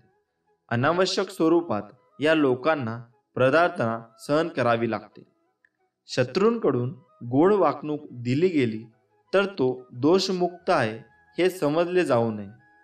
दुधात मिसळलेले पाणी देखील दूध बनते. त्याच प्रकारे आपण चांगल्या लोकांबरोबरही मैत्री करून चांगले होऊ शकतो. म्हणूनच आपण चांगल्या लोकांसंगे मैत्री केली पाहिजे. माशीच्या डोक्यात आणि विंचूच्या शेपटीत विष आहे, परंतु वाईट माणसांच्या संपूर्ण शरीरभर विष आहे. म्हणून वाईट व्यक्ती सर्वात विषारी आहे. बुद्धिमान व्यक्ती तीच आहे जी तिची कमजोर बाजू कोणाला दाखवत नाही, घरातील गुप्त गोष्टी कोणाला सांगत नाही. आयुष्यात मिळालेला धोका, अपमान आणि मनातील चिंता स्वतःपुरतीच मर्यादित ठेवते. जो उद्योगी आहे तो कधीच गरीब असू शकत नाही. जे नेहमी ईश्वराच्या स्मरणात असतात त्यांना पाप स्पर्श करत नाही. जे मौन पाळतात ते भांडणात सहभागी होत नाही आणि जे नेहमी जागृत असतात ते नेहमी निर्भय असतात. जर नशिबात असेल तर मग प्रयत्न कशाला करायचे असा विचार करू नका. काय माहित तुमच्या नशिबात हेच लिहिले असेल, प्रयत्न केल्यावरच मिळेल. भूतकाळात जे घडले त्यामुळे दुःखी होऊ नका, कारण चिंता आणि बेचैनी सोडून वर्तमान काळाचा सदुपयोग भविष्य सावरण्यासाठी केला पाहिजे. सुखी जीवनाचे 3 मंत्र. आनंदात कोणतेही वचन देऊ नका, रागात कोणालाही उत्तर देऊ नका आणि दुःखात कोणता निर्णय घेऊ नका. हेच आपले स्वामी मंत्र. श्री स्वामी समर्थ. जय जय स्वामी समर्थ. भूतकाळात जे घडले त्यामुळे दुःखी होऊ नका. चिंता आणि बेचैनी सोडून वर्तमान काळाचा सदुपयोग भविष्य सावरण्यासाठी केला पाहिजे. नियती म्हणजे केवळ योगायोग नाही, ती प्रत्येक व्यक्तीला अडचणीतून बाहेर पडण्यासाठी अनेक पर्याय तयार करून ठेवत असते. बुद्धिमान मनुष्य त्या पर्यायांना ओळखून त्यातून योग्य पर्याय निवडतो. सर्व काही नशिबाच्या हवाली टाकून बसणारा मनुष्य सदैव दुष्ट आणि कष्ट भोगत असतो. असे लोक जीवनात काहीही करू शकत नाही. लग्नानंतर जोपर्यंत पतीकडे पैसा असतो, तो सर्व सुख सुविधा प्रदान करतो, तोपर्यंत पत्नी त्याची सर्व प्रकारे काळजी घेते. परंतु दुर्दैवाने पतीचा पैसा नष्ट झाला आणि सुख संपत्ती संपून गेल्यावर पत्नीची खरी पारख होते. या काळातच समजते की पत्नीचे प्रेम पतीवर होते की त्याच्या पैशावर. परमेश्वराने आपल्याला 2 डोळे 2 कान दिले आहेत, मात्र जीव एकच आहे. याचा अर्थ आपण जास्तीत जास्त पाहावे, ऐकावे, मात्र बोलावे मोजकेच. ज्याचा खर्च उत्पन्नापेक्षा जास्त आहे असा व्यक्ती गरीब असतो. ज्या व्यक्तीजवळ फक्त पैसा आहे त्याच्यापेक्षा जास्त गरीब दुसरा कोणीही नाही. ज्या व्यक्तीला पैशाचा हव्यास आहे त्याला पैसा देऊन अहंकारी व्यक्तीला हात जोडून मूर्खाची गोष्ट मान्य करून आणि विद्वानाला सत्य बोलून वश करता येऊ शकते.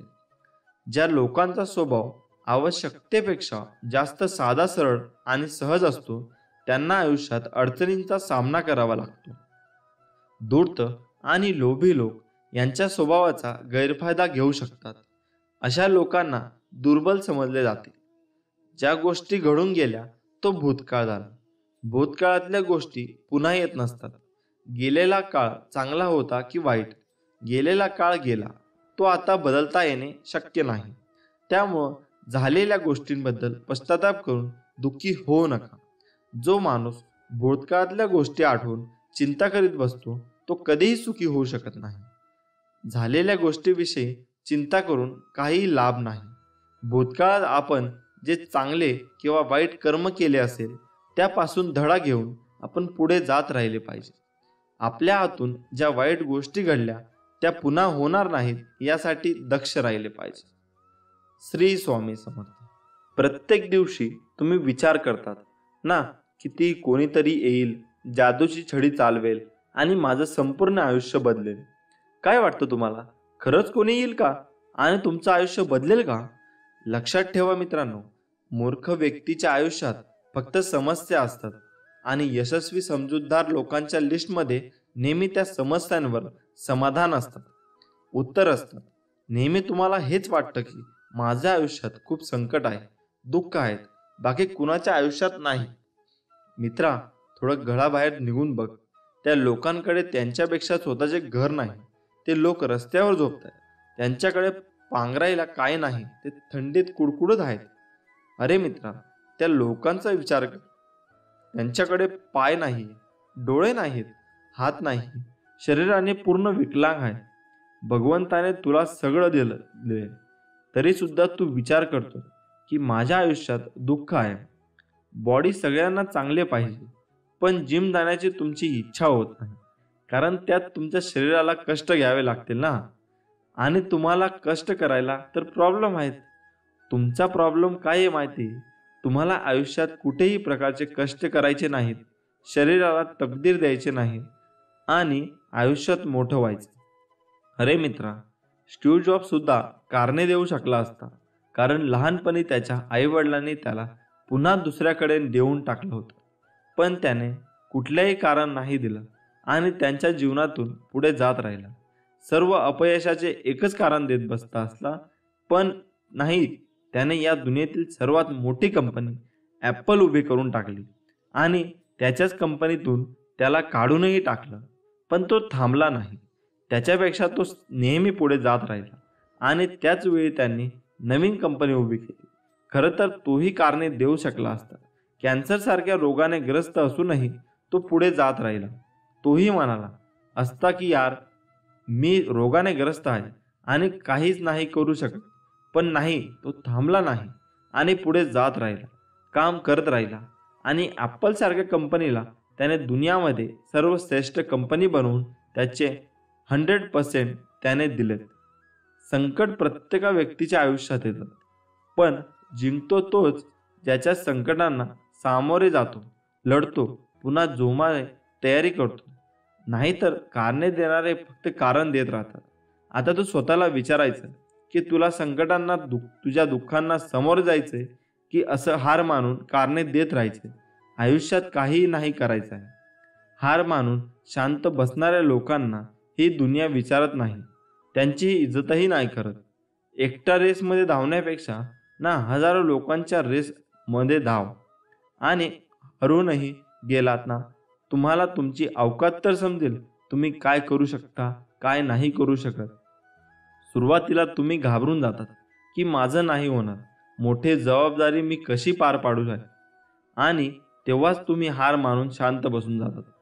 संकट प्रत्येक व्यक्तीच्या आयुष्यात येतात, पण जिंकतो तोच ज्यांच्या संकटांना सामोरे जातो, लढतो आणि पुन्हा जोशाने तयारी करतो. नाहीतर कारणे देणारे फक्त कारण देत राहतात.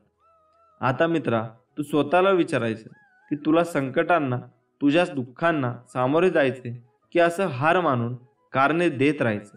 आयुष्यात काही नाही करायचं. भिवू नकोस, मी तुझ्या पाठीशी आहे. सदैव प्रामाणिकपणाने आपले कार्य करत राहा. अरे बाळा, उदास असशील तर माझे नाव घे, दुःख असशील तर माझे ध्यान घे, मार्ग भेटत नसेल तर माझे विचार घे, एवढ्याने देखील समाधानी नसशील तर अक्कलकोटाची वाट घे. तुझ्या अंतरात्म्यात आहे मी, तुला हरू देणार नाही. या कलियुगात तुला एकटे देखील सोडणार नाही. जी झुंज तू खेळतो आहे मनाशी, त्यात तुला मार्ग दाखवत राहणार मी. सुखात हवे आहे असा अट्टहास करू नकोस, कारण प्रत्येक परिस्थितीत सुख लपलेलं आहे.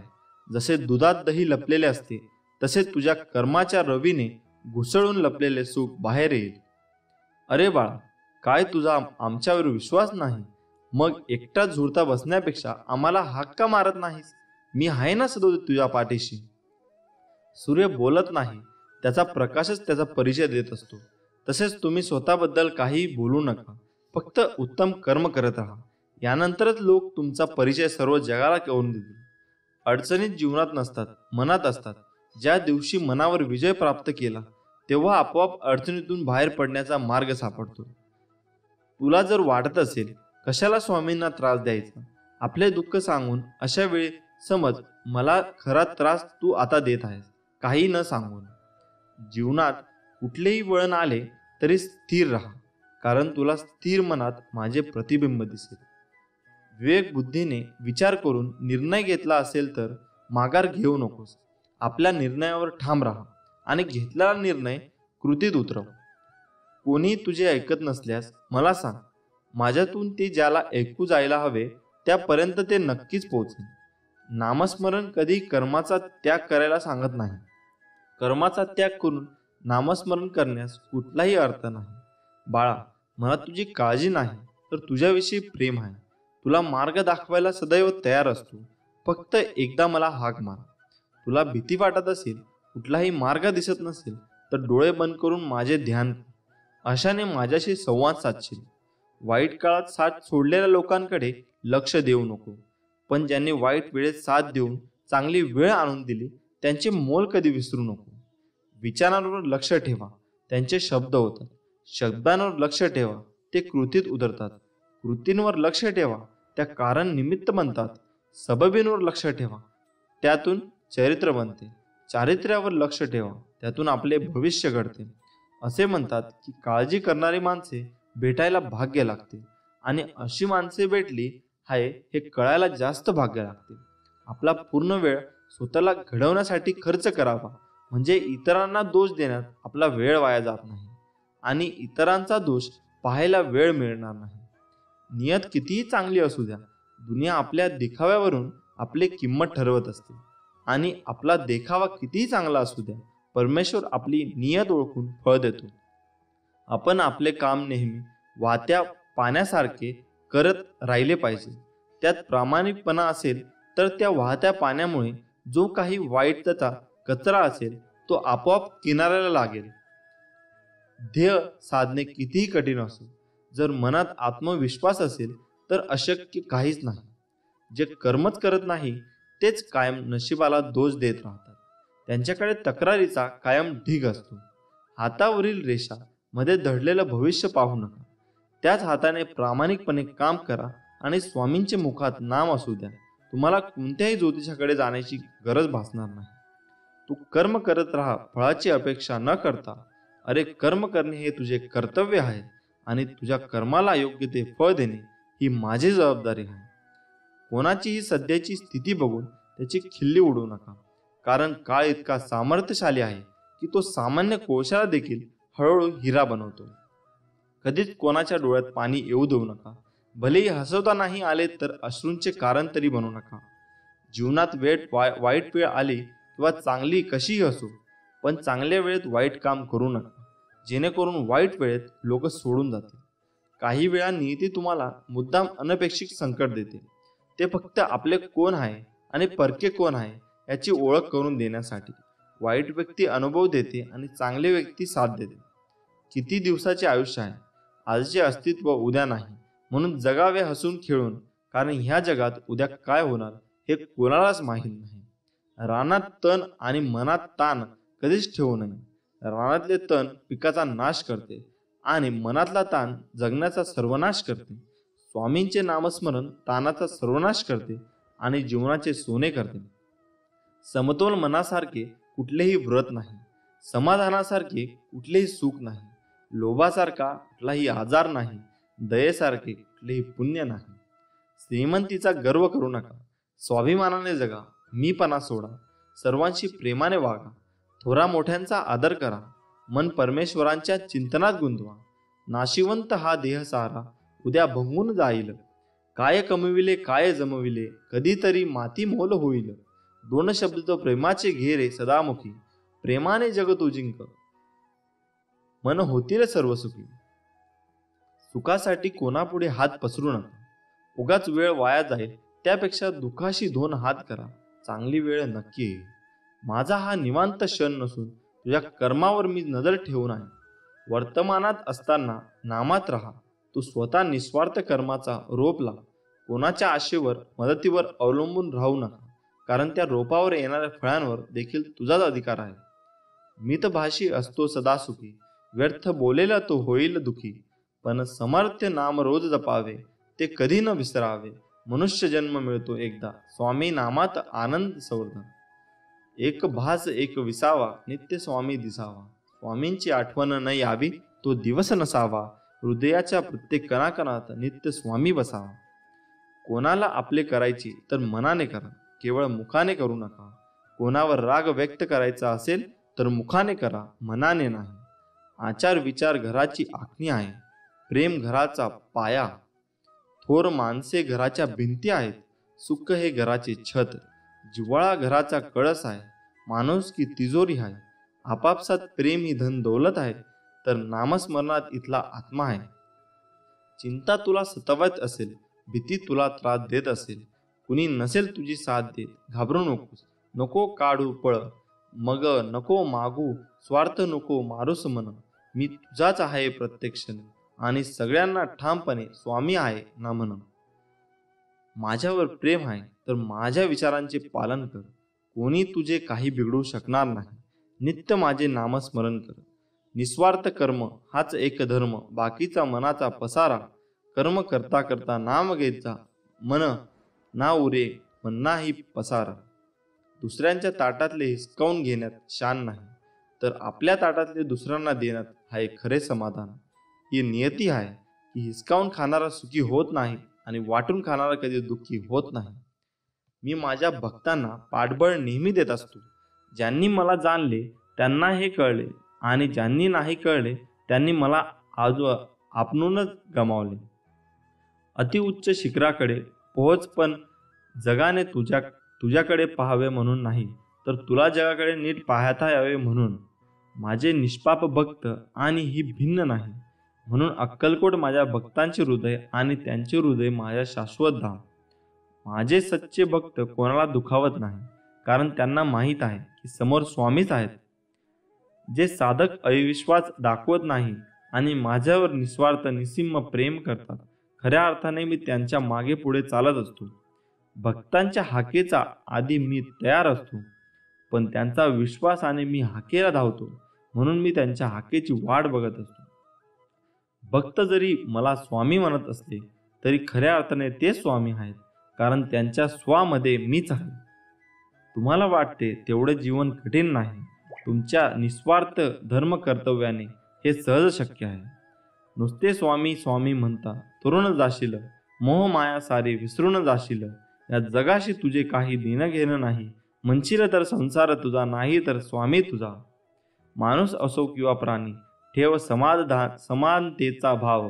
एवढं लक्षात ठेव, तेही स्वामी आहेत एवढे जाणा. श्री स्वामी समर्थ. जय जय स्वामी समर्थ.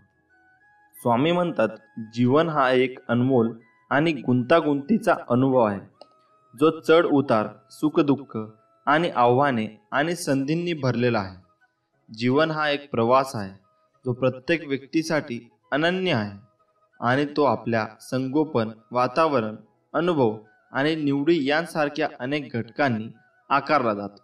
जीवन हा देखील एक क्षणभंगूर आणि नाजूक अनुभव आहे आणि प्रत्येक क्षणाची कदर करणे आणि त्याचा पुरेपूर उपयोग करणे आवश्यक आहे.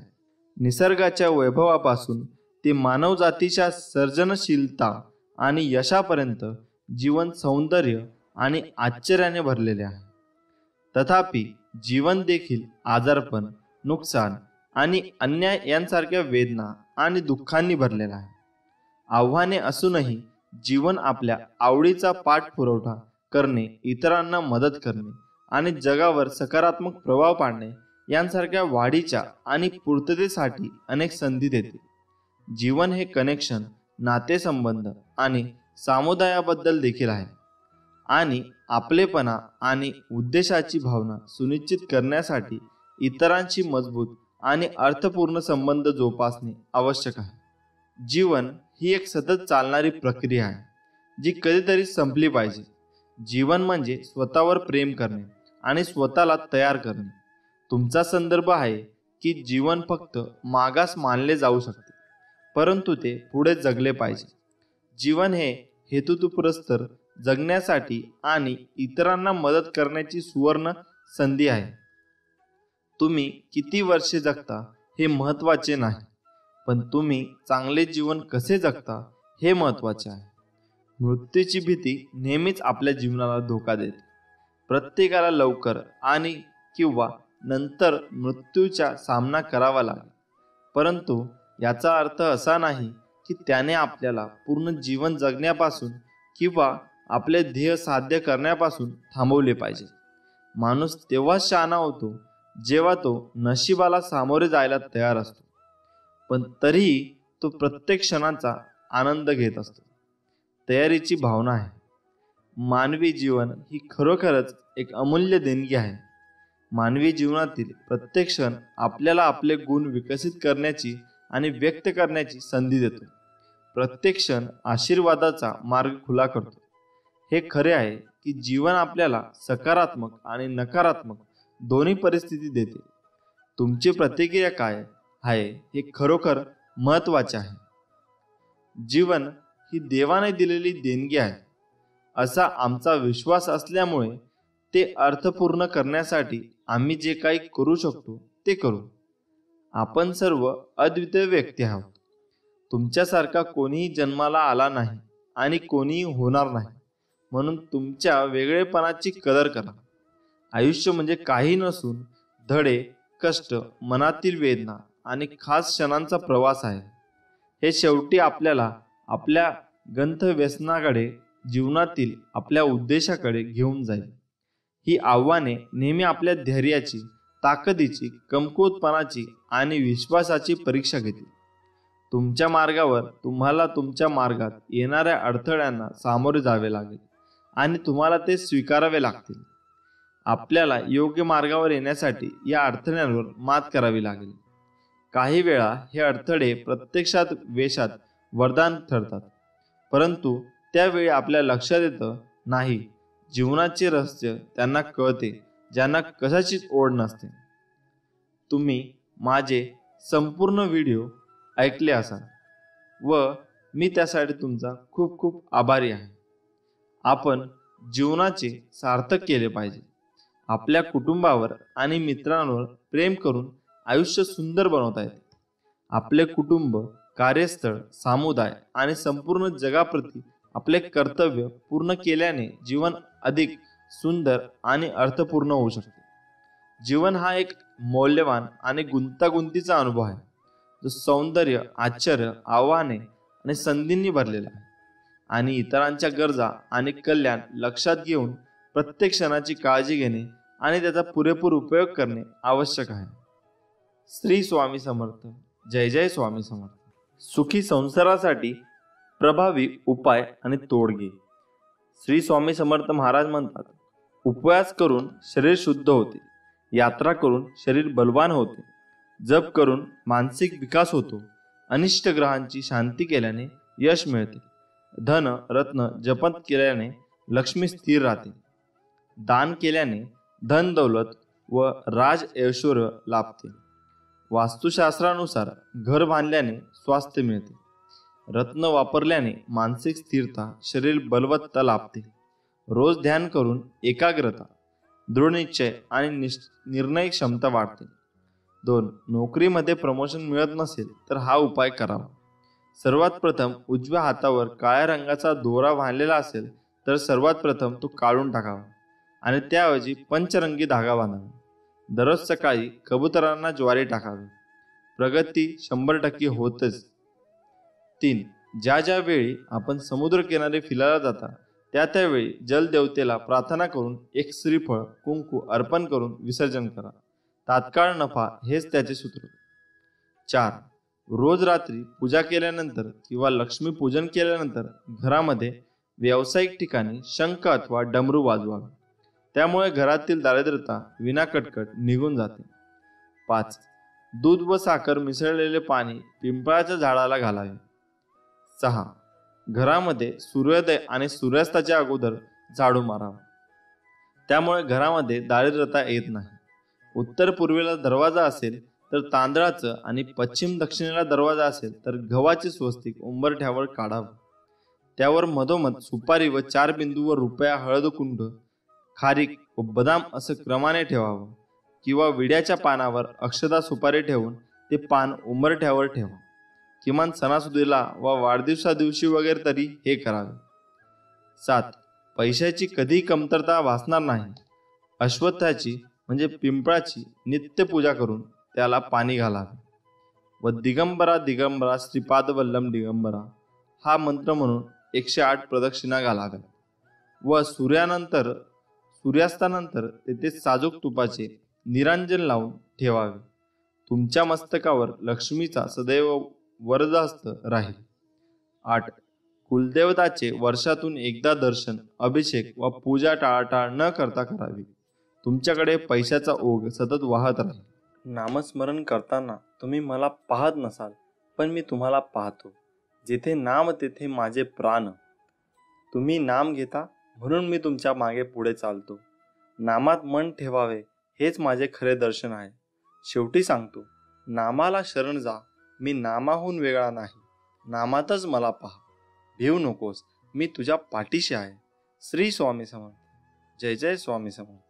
जसे पेराल तसे उगवेल असं म्हणतात, पण तुम्ही जसे वागाल तशी दुनिया तुमच्यासोबत वागेल हेही तितकेच खरे आहे. यावरची आज एक मी तुम्हाला कथा सांगणार आहे, ते तुम्ही नीट ऐका. दुकानदार आणि हत्ती.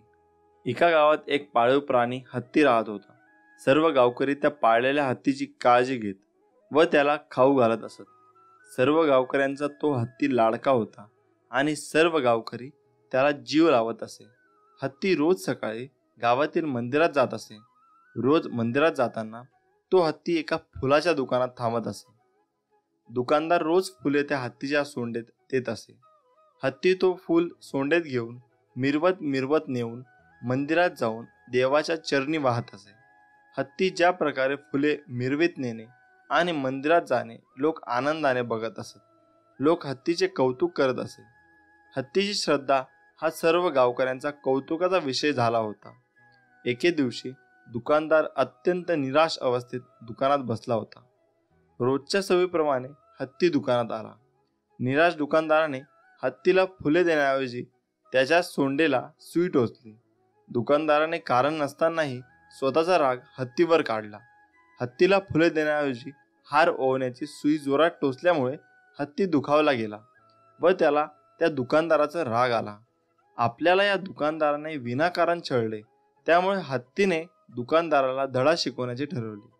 दुसऱ्या दिवशी हत्तीने दुकानच्या जवळून वाहणाऱ्या ओढ्याच्या पाण्यातून चिखलयुक्त पाणी सोंडेने भरून घेतले.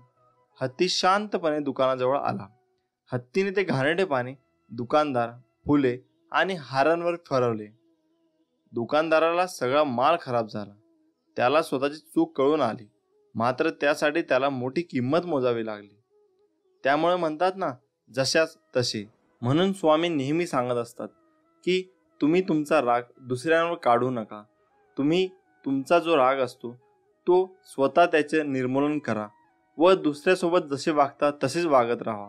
विनाकारण कुणालाही त्रास देऊ नका व कुणाकडूनही त्रास करून घेऊ नका. त्यामुळे मित्रांनो, आजचा दिवस कठीण आहे, त्यापेक्षा उद्याचा दिवस कष्टप्रद असेल, पण त्यानंतरचा दिवस मात्र तुमच्यासाठी प्रयत्नांना यश देणारा असेल, हे कायम लक्षात ठेवा.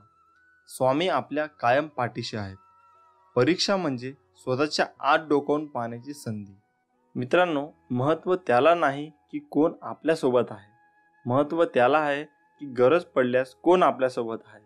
मग स्वामी आपल्यासोबत कायम आहेत. आठवण त्यांनाच येते जे तुम्हाला आपले समजतात. मग स्वामी सगळ्यांनाच आपले समजतात, त्यांना आपली कायम आठवण येत असते. आपण फक्त त्यांचं नामस्मरण केलं पाहिजे. सगळी दुःख दूर झाल्यावर मन प्रसन्न होईल हा भ्रम दूर करा. मन प्रसन्न करा, सगळे दुःखे आपोआप दूर होतील. दुःखाच्या रात्री झोप कोणालाच लागत नाही आणि सुखाच्या आनंदात कोणीही झोपत नाही. याला जीवन म्हणतात. सुखासाठी कधी हसावं लागतं तर कधी रडावं लागतं, कारण सुंदर धबधबा बनायला पाण्यालाही उंचावरून पडावं लागतं. भूतकाळाविषयी रडण्यापेक्षा वर्तमान काळात लढण्यात आणि भविष्याची शिखरे चढण्यातच खरा पराक्रम आहे. आयुष्यात काही नसले तरी चालेल, पण तुमच्यासारखा प्रेमळ माणसाची साथ मात्र असू द्या. नजरेत भरणारी सर्वच असतात, पण तुमच्यासारखी हृदयात राहणारी फारच कमी असतात. त्यामुळे आपल्याला जर आमचं कंटेंट आवडत असेल तर आमच्या चॅनलला सबस्क्राईब जरूर करा.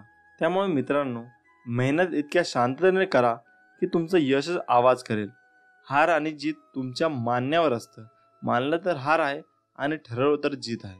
स्वामी म्हणतात, अरे विश्वास ठेव. अरे जो माझा हात पकडतो त्याला कधी कोणाचे पाय पकडण्याची गरज भासत नाही. ब्रह्मांड नायक श्री स्वामी समर्थ. मीपणा दूर ठेवून जा विश्वास ठेवा. पदरी अपयश कधीच येणार नाही.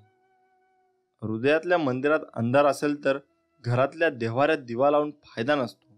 कृपापूर्ण नेत्र स्वामींचे मायेने भरलेले, भक्तांच्या भेटीसाठी दिसतात आसुरलेले. चेहऱ्यावरचं तेज पाहून भान हरपते.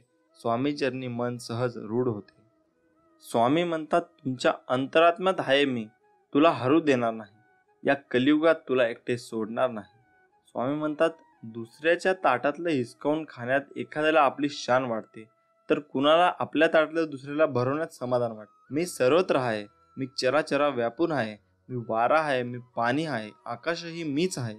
गगनात मीच आहे. ध्रुवावर, कैलासावर आणि गरुडावरही मीच आहे. मी कुठेही गेलो नाही, मी सदैव तुमच्या पाठीशी आहे. आपल्याला दुःख देणारे जगात कमी नाहीत. हे तितकंच सत्य आहे जितकंच सत्य हेही आहे की आपल्याला आईच्या मायेने जवळ घेणारे स्वामींशिवाय कोणीही नाही. जिथे सर्व असमर्थ तिथे फक्त स्वामी समर्थ. श्रम करा, सुख मिळेल. त्याग करा, आत्मानंद मिळेल. दान करा, धन मिळेल. सहाय्य करा, सोबत मिळेल. व्यसन सोडा, शांती मिळेल. कला शिका, अमर व्हाल. मीपणा सोडा, मोठे व्हाल. प्रार्थना करा, प्रगती होईल. ध्यान करा, ज्ञान मिळेल. भक्ती करा, मुक्ती मिळेल. समाधानी रहा, सुखी व्हाल. श्री स्वामी समर्थ. जो असे कारण सर्व सृष्टीसी, अकारणे जो लावी भक्तीसी, भुलवी मनांच्या दंभ युक्तीसी, असा अविनाशी स्वामी माझा. मोठा अधिकार संपत्ती यांचा चिरकाल भरवसा मानू नये. श्री स्वामी समर्थ. जय जय रघुवीर समर्थ. विश्वास ठेव, जिथे संपते मर्यादा तुझी, तिथून साथ देतो मी तुझी. भिवू नकोस, मी तुझ्या पाठीशी आहे. एवढं वाक्य पुरेसं आहे कोणत्याही संकटावर मात करण्यासाठी. मनामध्ये श्रद्धा आणि विश्वास असेल तर कोणती गोष्ट अशक्य नाही आहे. हातावरील रेषेत दडलेलं भविष्य बघू नका, त्याच हाताने कष्ट करा व स्वतःचे भविष्य घडवा. स्वप्न ती नव्हेत जी झोपल्यावर पडतात, स्वप्न ती की जी तुम्हाला झोपूच देत नाही. स्वतःवर असलेला विश्वास जेव्हा अधिकाधिक घट्ट होतो, तेव्हा तोच विश्वास आपल्या आयुष्यातही परावर्तित होतो. स्वतःचे ध्येय हेच स्वतःचे जीवन कार्य समजा. प्रत्येक क्षणी त्या ध्येयाचे चिंतन करा, त्याचे स्वप्न पहा आणि त्याचा आधारही घ्या. सूर्य सर्व प्रकारच्या चांगल्या वाईट वस्तूवर प्रकाश टाकतो, परंतु स्वतः मात्र पूर्णपणे शुद्ध राहतो. अशा सूर्यप्रकाशाप्रमाणे आपण आपले चारित्र्य घडवले पाहिजे. सामर्थ्य हे सांगण्याची अथवा पाहण्याची वस्तू नसून वेळ आल्यावर कृती करण्याची ती गोष्ट आहे. सर्व गोष्टींना पुरून उरणारी एकच गोष्ट आहे, ती म्हणजे कष्ट, कष्ट आणि कष्ट. सचोटीचा मनुष्य निर्माण करणे हीच परमेश्वराची उदात्त कलाकृती आहे. श्री स्वामी समर्थ. परब्रह्म स्वामी महाराजांची सेवा कशी करावी? अक्कलकोट निवासी ब्रह्मांड नायक श्री स्वामी समर्थ महाराजांची सेवा लाखो भाविक करतात, परंतु अजूनही असंख्य भाविकांना स्वामीची सेवा कशी करावी किंवा स्वामींची पूजा कशी करावी याबद्दल माहिती नाही. तर काही जणांना स्वामी महाराजांच्या सेवेविषयी अनेक गैरसमज काही लोकांमुळे निर्माण झाले आहे. या सर्वांचा विचार करून त्या दिवशी पुढील विवेचन आहे. स्वामींची पूजा ही आपल्या घरी स्वामींचे अधिष्ठान ठेवून करत असताना आपण स्वामी महाराजांच्या प्रतिमा मूर्तीची स्थापना करू शकतो. स्वामींची मूर्ती अथवा प्रतिमा यापैकी जी आपल्याला शक्य होईल त्यानुसार त्यांची स्थापना आपल्या घरी करावी. यात कुठलाही भेद नाही. बरेच लोक सांगतात की स्वामींची मूर्ती घरात ठेवू नये, कारण त्यावर रोज अभिषेक करावा लागतो. दर गुरुवारी षोडशोपचार पूजा करावी लागते, रोज नैवेद्य आरती करावी लागते, इत्यादी इत्यादी. पण हा केवळ गैरसमज आहे, बाकी काही नाही. स्वामी महाराज हे भक्तवत्सल आणि भक्ताभिमानी आहेत. आपल्या भक्तांनी केलेली तोडकी मोडकी पूजाही ते अतिप्रेमाने स्वीकारतात. गजेंद्रांनी आर्ततेने अर्पण केलेल्या केवळ एका कमलपुष्पाने धावून येणारा आणि कोट्यावधी भक्तांचे केवळ नामस्मराने कल्याण करणारा पूर्ण परब्रह्म अपुऱ्या पूजेअभावी आपल्यावर रागवेल, ही भावना चुकीची आहे.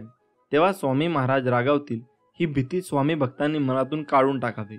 जशी जमेल तशी स्वामी पूजा, भक्ती व सेवा करावी. दुसरी बाब म्हणजे स्वामींची प्रतिमा घरी ठेवावी, तर ती कशी व कोणती ठेवावी? कारण स्वामींच्या मूर्तीपेक्षाही थोडेसे जास्तच गैरसमज स्वामींच्या प्रतिमेबद्दल निर्माण झाले आहेत. तेव्हा आपण आता ते गैरसमज व त्यांची सत्यता तपासून पाहू. अनंतकोटी ब्रह्मांड नायक राजाधिराज योगीराज अक्कलकोट निवासी परब्रह्म भगवान श्री स्वामी समर्थ महाराज यांच्या पूजेच्या प्रतिमेच्या बाबतीत असलेले काही निरर्थक गैरसमज व त्यावर खुलासा. 1. स्वामींची प्रतिमा फक्त राजयोगात असणारी पाहिजे, हातात ब्रह्मांड असलेली नको. स्वामींची वटवृक्षाखाली बसलेली प्रतिमा नको. स्वामींची मागे गाय उभी असलेली प्रतिमा नको. स्वामी महाराज उभे असलेली प्रतिमा नको. कारण काय तर वरील प्रतिमा या संन्यासी लोकांच्या पूजेसाठी असतात. सांसारिक अथवा प्रापंचिक लोकांनी यांचे पूजन करू नये. हे सर्व गैरसमज योग्य आणि सत्य आहेत का? तर मुळीच नाही. वरील सर्व गैरसमज हे धादांत खोटे व निरर्थक आहेत. कारण ज्या स्वामींना आपण ब्रह्मांड नायक म्हणतो त्यांचा ब्रह्मांड नायक स्वरूपातील हातात ब्रह्मांड घेतलेला फोटो ठेवायला नाही, म्हणजे त्याच परब्रह्म स्वरूप व ब्रह्मांड नायकत्वाचं अवमान्य करण्यासारखं आहे. तसेच जे स्वामी अक्कलकोटामध्ये आहे, 22 वर्ष फक्त आणि फक्त वटवृक्षाखालीच बसले, त्यांचा त्या स्वरूपातील फोटो ठेवायला मज्जाव करणे. आपल्या धर्मात जिला गोमाता मानले जाते तिची पूजा सर्वत्र मांगल्य निर्माण करते असे म्हणतात. जिच्या 33 कोटी देवता विराजमान आहेत अशी श्रद्धा आहे. जिचे मूत्र आणि विष्ठा ही पवित्र मानले जाते, किंबहुना त्याशिवाय कुठलेही मंगल कार्य संपन्न होत नाही. सर्वात महत्त्वपूर्ण म्हणजे स्वामींनी अक्कलकोटमधील आपल्या वास्तव्य काळात ज्या भागीरथी गाईला क्षणभरही अंथरून दिले नाही, तिच्या मृत्यूनंतर तिची एखाद्या तपस्वी योग्याप्रमाणे उत्सव करून समाधी बांधली, तिच्याच सोबत स्वामींचा फोटो ठेवायला मनाई करणे. जे परब्रह्म आहेत, भक्तवत्सल्य भक्ताभिमानी आहेत आणि भक्तांच्या पाठी सदैव उभे आहेत, त्यांचाच उभा असलेला फोटो पूजन करू नये असे म्हणणे किंवा वरील सर्व प्रकारच्या प्रतिमांचे पूजन करू नये असे म्हणणे हा स्वामींचा परब्रह्मतत्वाचा घोर अपमान आणि अक्षम्य अपराध आहे. हा अपराध कोट्यावधी ब्रह्महत्यापेक्षाही मोठा आहे.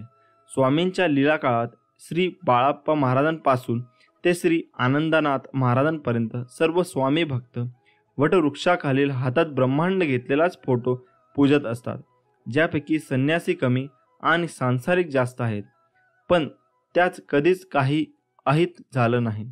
तर मग त्यांचे कल्याण करून त्यांना स्वस्वरूपात सामावून घेणारे स्वामी अशा प्रतिमाचे पूजन आमचे काही अहित करतील, असा विचार मनात आणणेही सुद्धा स्वामींचे घोर प्रतारणा ठरेल. असो, तेव्हा अशा गैरसमजांना बळी न पडता स्वामी भक्तांनी या बाबीकडे दुर्लक्ष करून जशी जमेल तशी स्वामींची यथेच्छ सेवा करून आपले कल्याण करून घ्यावे, ही नम्र विनंती. आणि हो, त्यासोबत हे देखील आहे का, त्रुटीचे अनेक चमत्कारिक उपाय ज्योतिषशास्त्रात सांगण्यात आले आहेत. हे उपाय केल्यास सर्व प्रकारच्या आर्थिक समस्यांवर मात करण्यास मदत होते. एवढेच नाही तर आरोग्याशी संबंधित समस्यांचे निदान करण्यातही त्रुटी गुणकारी आहे. घरातील वास्तुदोष, कर्जमुक्ती, धनलाभ आणि घरात असलेली नकारात्मक ऊर्जा दूर होण्यास मदत होते. ज्योतिषशास्त्रानुसार त्रुटीने केलेले अनेक उपाय फायदेशीर ठरतात. 1. ज्योतिषशास्त्रानुसार तुरटीचा तुकडा तिजोरीत ठेवून तुरटीच्या पाण्याने आंघोळ केल्याने आर्थिक स्थिती मजबूत होते. याशिवाय तुरटी काळ्या कपड्यात बांधून घराच्या किंवा दुकानाच्या मुख्य प्रवेशद्वारावर लटकावे. येथे केल्याने घरात आणि दुकानात नकारात्मकता राहत नाही, तसेच व्यवसायात प्रगती होईल. कर्जमुक्तीसाठी सुपारीच्या पानांवर तुरटी आणि सिंदूर लावा आणि पानाला धाग्याने बांधा. त्यानंतर बुधवारी सकाळी पिंपळाच्या झाडाच्या मुळाशी बांधावे. असे केल्याने लवकरच कर्जमुक्ती होईल. हा उपाय सलग 3 बुधवार करा. 3. असे मानले जाते की तुरटी नकारात्मक ऊर्जा दूर करण्यास मदत करते. घरातील बाथरूममध्ये एका भांड्यात तुरटी ठेवा आणि बाथरूममध्ये अशा ठिकाणी ठेवा जिथे कोणी पाहू शकणार नाही. असे केल्याने घरातील नकारात्मक ऊर्जा दूर होते. 4. घरातील वास्तुदोष दूर करण्यासाठी प्रत्येक खोलीत तुरटीचा तुकडा ठेवा. असे केल्याने घरातील वास्तुदोषांचा परिणाम व्यक्तीच्या जीवनावर होत नाही आणि घरातील वास्तुदोष दूर होतात. 5. वाईट दृष्ट लागल्याचा दोष दूर होतो. तुरटीचा वापर दृष्ट काढण्यासाठी केला जातो असेही म्हणतात. यासाठी तुरटीचा तुकडा ज्या व्यक्ती दृष्ट काढायचे आहे त्याच्यावर 7 वेळा फिरवा आणि नंतर तो जाळून टाका. तुरटी जाळल्याने वाईट नजरेचा प्रभाव पूर्णपणे नष्ट होतो असेही म्हणतात. 6. भीतीदायक स्वप्नांपासून वाचण्यासाठी रात्री भयानक स्वप्ने टाळण्यासाठी तुरटी काळ्या कपड्यात बांधून उशाखाली ठेवा. असे केल्याने भीतीदायक स्वप्ने येणार नाही. हे मंगळवार किंवा रविवारी डोक्याखाली ठेवावे. 7. घरात सतत भांडण होत असल्याचा पाण्याने एक भांडे भरा आणि आपल्या पलंगाखाली ठेवा आणि रात्री त्यात तुरटी टाकावी. दुसऱ्या दिवशी हे पाणी पिंपळाच्या झाडात टाकावे. असे केल्याने घरातील सदस्यांचे संबंध सुधारतील आणि शांतता राहील. असे प्रकार तुम्ही करून बघा, तुम्हाला नक्कीच यात यश मिळेल. श्री स्वामी समर्थ. जय जय स्वामी समर्थ. व्हिडिओ आवडल्यास आमच्या चॅनलला सबस्क्राईब नक्की करा.